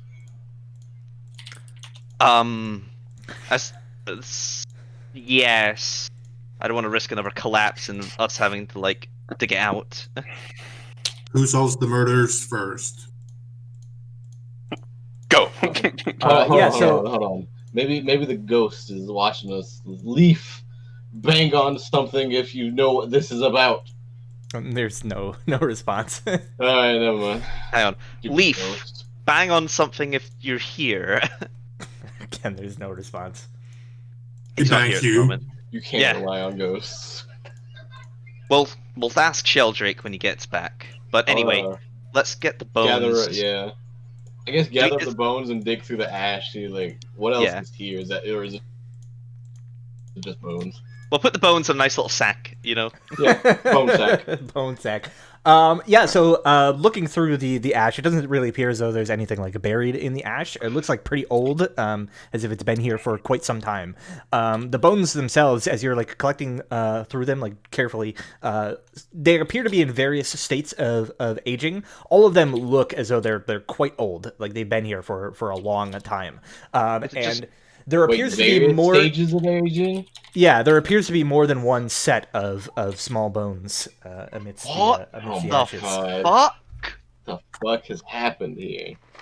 Holy shit! I'm so scared. All right, so I guess we'll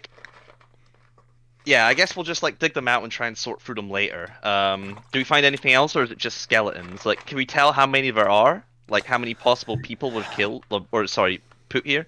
It's rough to tell because it's just like collections of bones, but it appears to be somewhere in the vicinity of maybe like 3 or 4. Oh boy! How many skulls are there? There's like 2.5 that are like intact. Right. Okay.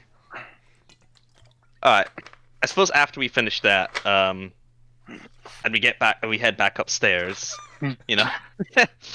As you're going to leave the area, Reginald going ahead. Valerie, you feel like I'm going ahead. I'm the first one going out. No, Reginald said he was going in front of you.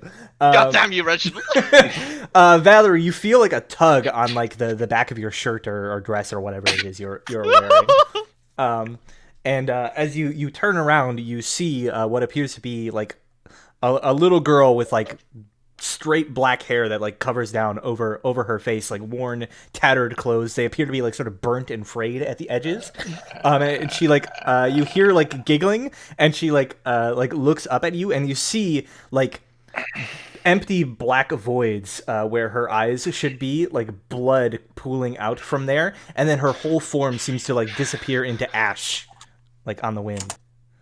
I think seeing that Valerie would let out like a blood curdling scream. I drop the sack, pick up the weapon, turn around, shove her behind me. What is it? There is nothing there. There was. Valerie never gets a good night of sleep ever again. Yep. There was a girl there. I grab the sack and I just like scamper out. I'll walk backwards going out. Okay. As you're like making your way back out here, like going up the stairs as best you can, Reginald, you swear you hear very faintly for a moment a sound that seems to like emanate from below. The sound of like burning, like a fire crackling, and then accompanied very shortly after by like a.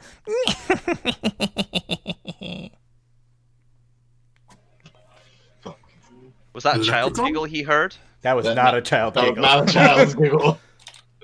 It's a leprechaun. It sounded like an old woman's like cackling. What the fuck? Is there a fucking hag here, Brad? Anyway, so I suppose like once we get upstairs with the sack, I'll like, I don't know, put it behind the bar or something. Hyperventilating. Okay, so you're leaving a sack full of humanoid bones behind the bar. I'm a little bit preoccupied at the moment, having a bit of a panic attack. Cut her some slack. Oh, right. Pick it up. Yeah, having a bit of a panic attack. She'll be like hyperventilating. And then, there was a girl there. Is there like a heavy? We have some barrels in here, right? Yeah. I mean, there's a couple that were. I'm gonna move them in front of the door of the hatch or on top of the hatch. Just cover the hatch. Yeah. There was a girl there, Sir Reginald. Her hair was over her face. She looked pale as death, and she had no eyes. Just blood coming down her face. Oh gods. Oh Calm gods. down, mistress. I believe you.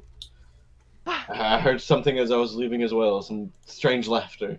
Not a child, though. Leaf! Leaf, are you here? Give me a sign. Leaf! A bottle like flies at your head. No, just kidding. You see like the like a mug kind of like slide across the bar. I like, point to like the sack of bones. I'm like, Leaf, did you know what was down there? Who are these people? You don't. There's no. The ghost can't communicate with you. Wait, I don't think it works that way, mistress. did we establish that Leaf could write in a journal? Once before, yes. Yeah, like He's done I'll be like, oh right, and I'll take out a journal and put down like, I don't know, a quill or whatever, and an ink pot, and be like, come on, Leaf, you gotta work with me here. Ah, yes, his failed grand opening.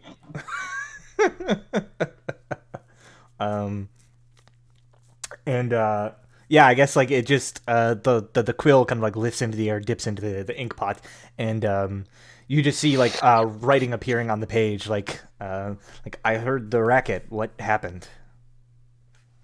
And I was sort of like, oh right, okay, perfect. And I'll say, underneath the hearth in the pile of ash, there were skeletons, and I'll like, open up the sack, I suppose, and hold it up to the bar where I think Leaf is, so you can see it. About 3 or 4. They look like children. You see, there's like a moment before the quill scratches across the page, and in all capital letters, it just says, "What the hell?" Right. Okay. That was right. I turned to Sir Reginald. I was like, "What laughter did you hear on the way up?" Seems like an old lady's. On old ladies? Mm-hmm. I sort of like turn to where Leaf's, I guess, standing, and I say, did anyone else take over this estate after your untimely demise who might have done this? Any old ladies? He's sort of there's a moment where he like draws across the page, and he says,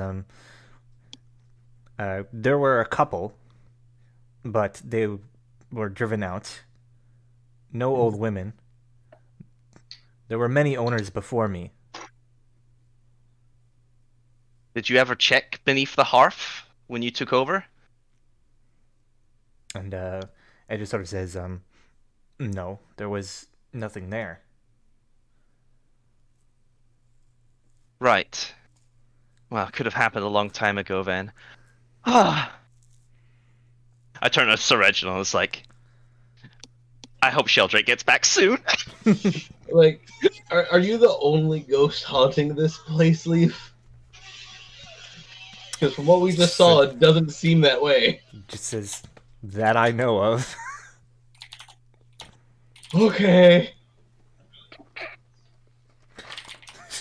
We don't exactly get together in like a ghost cabal or anything like that, discuss How things. the hell am I supposed to know that? All right, Leaf. We don't need your attitude right now. Meanwhile, on the other end of town, Sheldrake, you're reaching down and like shaking this homeless man. Wait. Bassick was doing that. Oh, Bassick is shaking this homeless man awake. And he goes, oh, who's there? And he like immediately is kind of like up and like fight or flight like response, right? I'm like, hey, sorry, calm, it's fine. And he like deep breaths, like, who are you? What do you want with me? I know nothing. Hey, sorry. We're kind of hoping you could help us. My name is Snowpaw, and we are just asking a few questions because a little while back someone got murdered here, and we're trying to find the person who did it, and we're just wondering, since you sleep here, if you have seen anything. And we will pay for your services if you help. I will get out since I'm probably standing a little bit behind Bassick, I'll get out like a gold coin. I'm like holding it up. He just sort of like looks at it, like kind of like snatches it and like looking at it, like kind of like wild-eyed, and he just sort of says, "Stitch by stitch, it all comes undone. The bodies piling up on the floor." And he kind of like points over towards like the center of the alleyway, and he just says, "Bodies, so many bodies." He says, Oh. Are you all right, Mike, sir? He says, "Fine, fine, as fine as can be." Says, do you sleep here often? What's your name? Name. My name. I had a name once. What was it? It's been so long. This guy's acting real serial killer-y, guys. I'm just saying. Says, well, do you sleep here often, Mr. Here, Man? there, wherever there's Mr. space. Man. Says, well, do you remember elves? An elf who was killed here in the street. Head decapitated. He says, the pointy ears, the scream, silent scream. I saw it, rolling, blood everywhere. In the darkness, when I came to sleep. I didn't sleep that night. So you saw it? Did you see what made the head roll?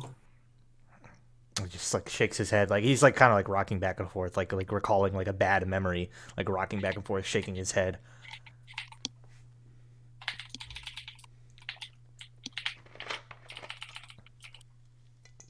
Bassett, calm him down, please. I go like, since I made food, do I have some snacks? I give him some food. The ones I usually make that heals people. I probably have some. Sure. And I just give him some, and I go like, take this, eat. He like Calm down. takes it, like looks over it, like warily, like sniffing at it before kind of taking a bite. Kind of like looking up at all of you. You see his eyes are like darting between all of you, like darting down to your like weapons and whatnot. We're not going to hurt you. We're just looking for information. And he just sort of says, I don't know. You people, what do you want? We're just asking you if you have seen anything that happened here. We want to help you sleep better. Sounds a bit We want to malevolent. catch the people who disturb your sleep. And he just sort of says, the bang, a loud bang in the night. I was coming here to one of my homes. I saw the head roll, the loud bang. Something, a cloak, Bang. billowing. I didn't see what it was. Just the head. It was all I saw. Its mouth twisted in a silent scream. Blood everywhere. Where did you see it? And he just sort of like points like over without even like looking. Just like points over towards the like middle of the alleyway. Is there any like sewer entrances or anything there? Not that you can see. No. What kind of bang? A metal bang? A wooden bang? And he just sort of says, A gun bang? He says, I mean, guns aren't really a thing that you know of. A minigun bang? He just sort of says, C4. a loud crack like thunder, like thunder, but it was a clear night sky, no clouds, no lightning, just the bang.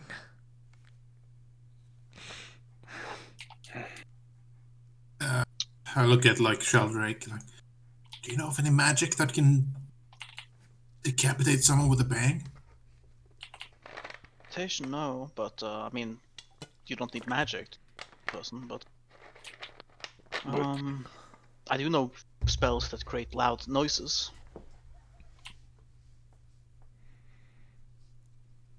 All right. Well, I don't think we're gonna get much more information out of this man. All right, Basic, finish it. Wait, please. Finish it. So the mouth He's is sir- open. Oh my god. Make it look Is- like the murderer did it.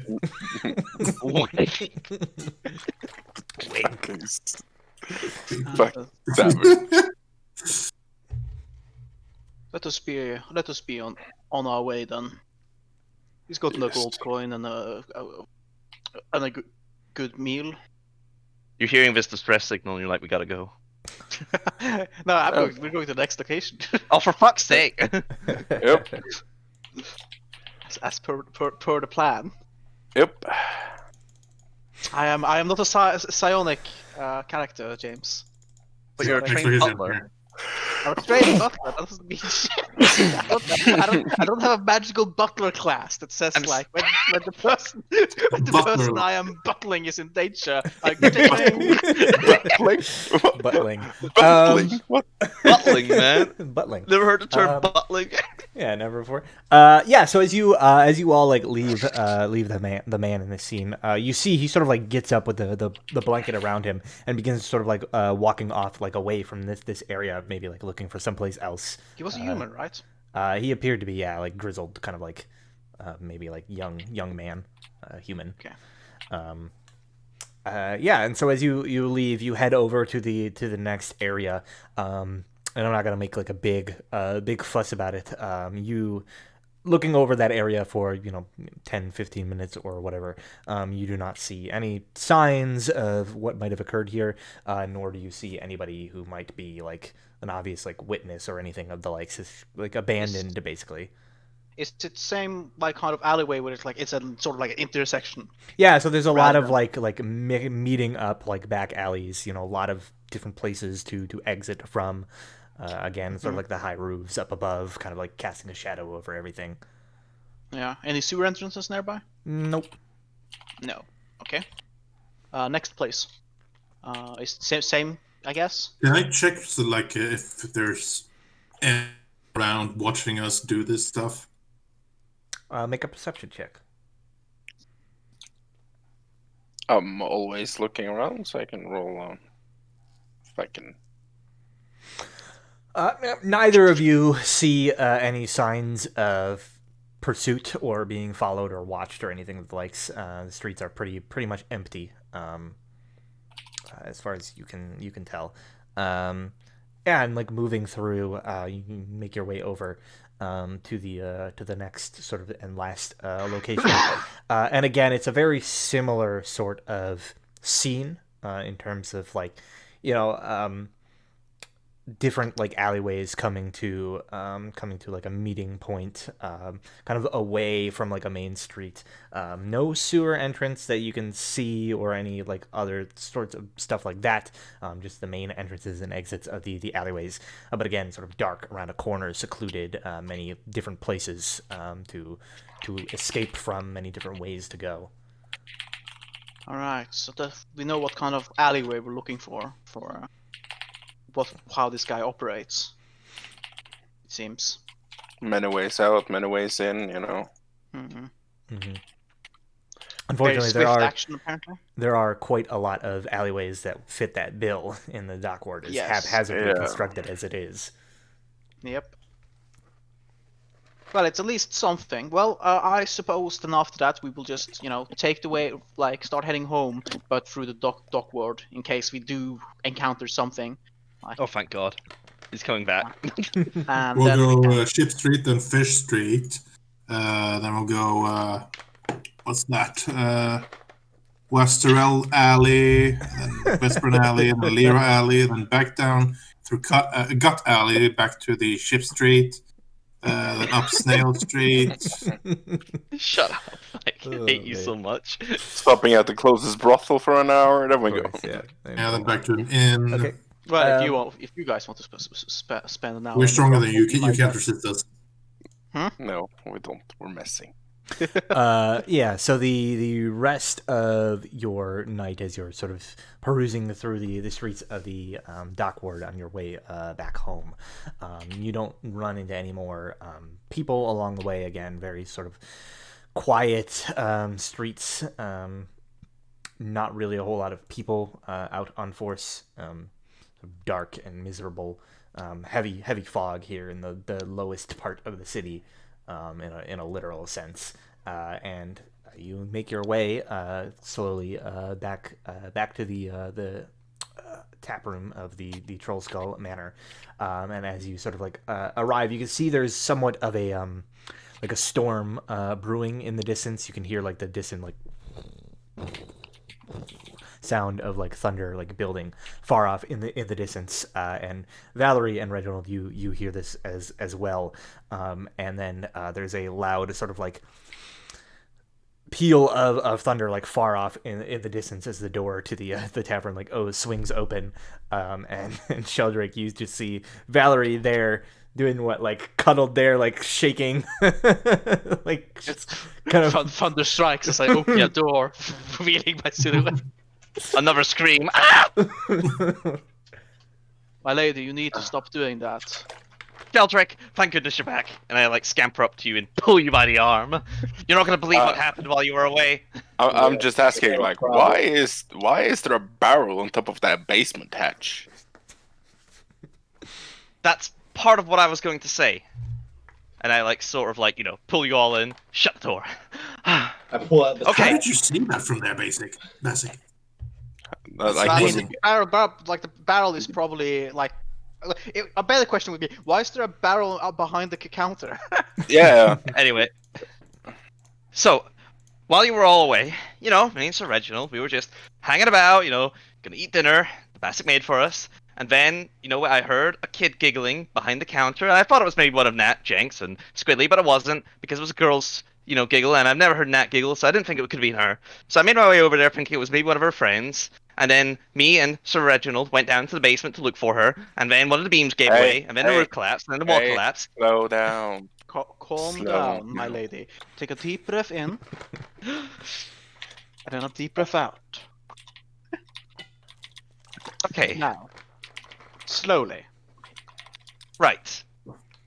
So, I heard a child giggling behind the counter, and I thought it was maybe one of them, but I heard them all upstairs, so I figured that it was maybe a friend that they decided to bring over. So they went down into the basement, and me and Sir Reginald figured that they should probably get out of there, otherwise they're going to get themselves hurt.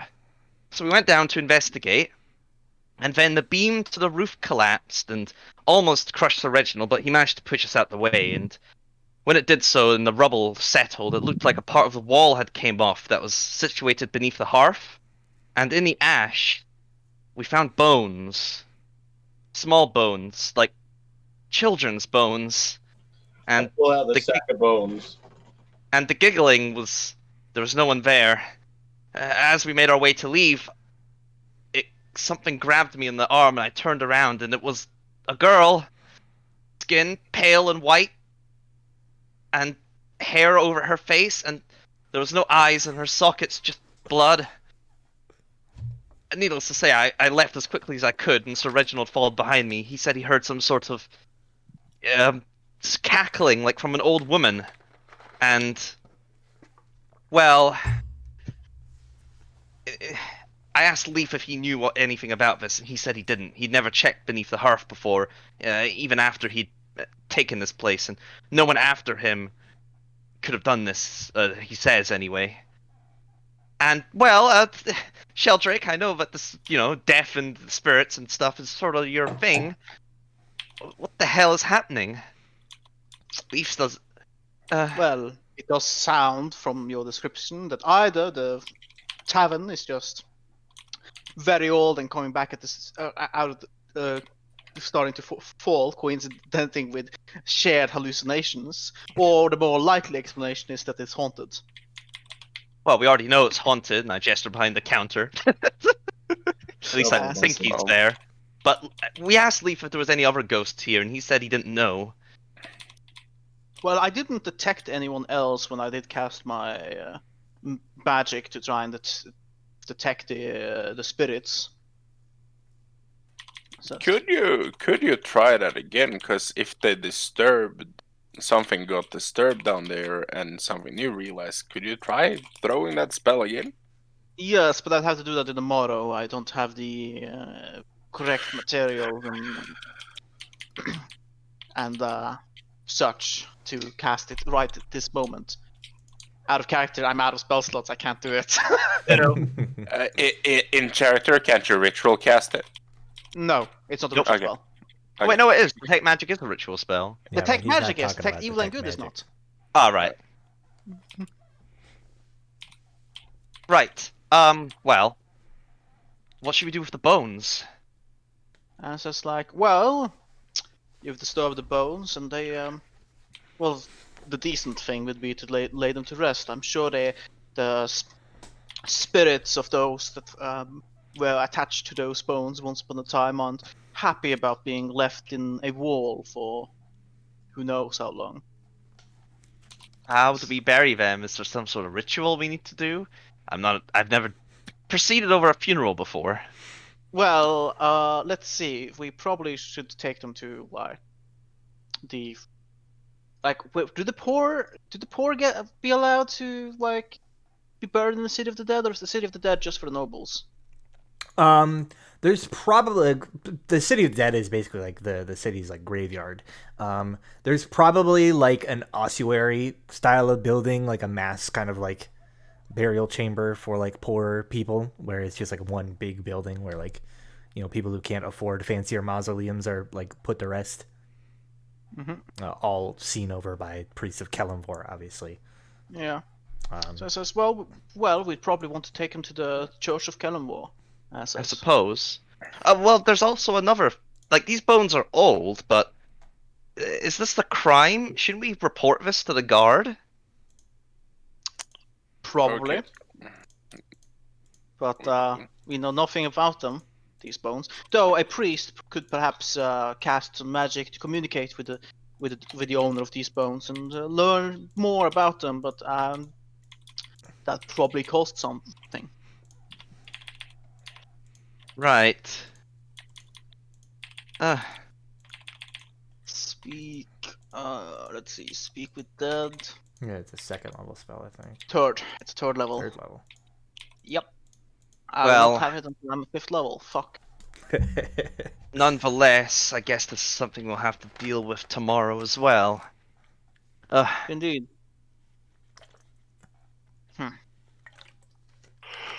How long have the kids been hanging around this place again? Nat, Jenks, and Squidly? I mean, you don't know exactly, but they were here before you like took it over or whatever. You never. Maybe asked it's them, worth like, asking how the long. kids. I wonder if I wonder if the ghost has ever approached them. Maybe the kids are the murderers. Well, I think the bones are a bit too old for that to be the case. No, we're talking about our case. No, they ate everything on the bones. But the bones themselves, look, never mind. It's just like, well, the bones are small. They could be. Are we sure they are children's bone or not halfling bones? Can I open up, and since I hunt things, and can I somehow see how old they are? I've hunted many halflings in my time. I would know.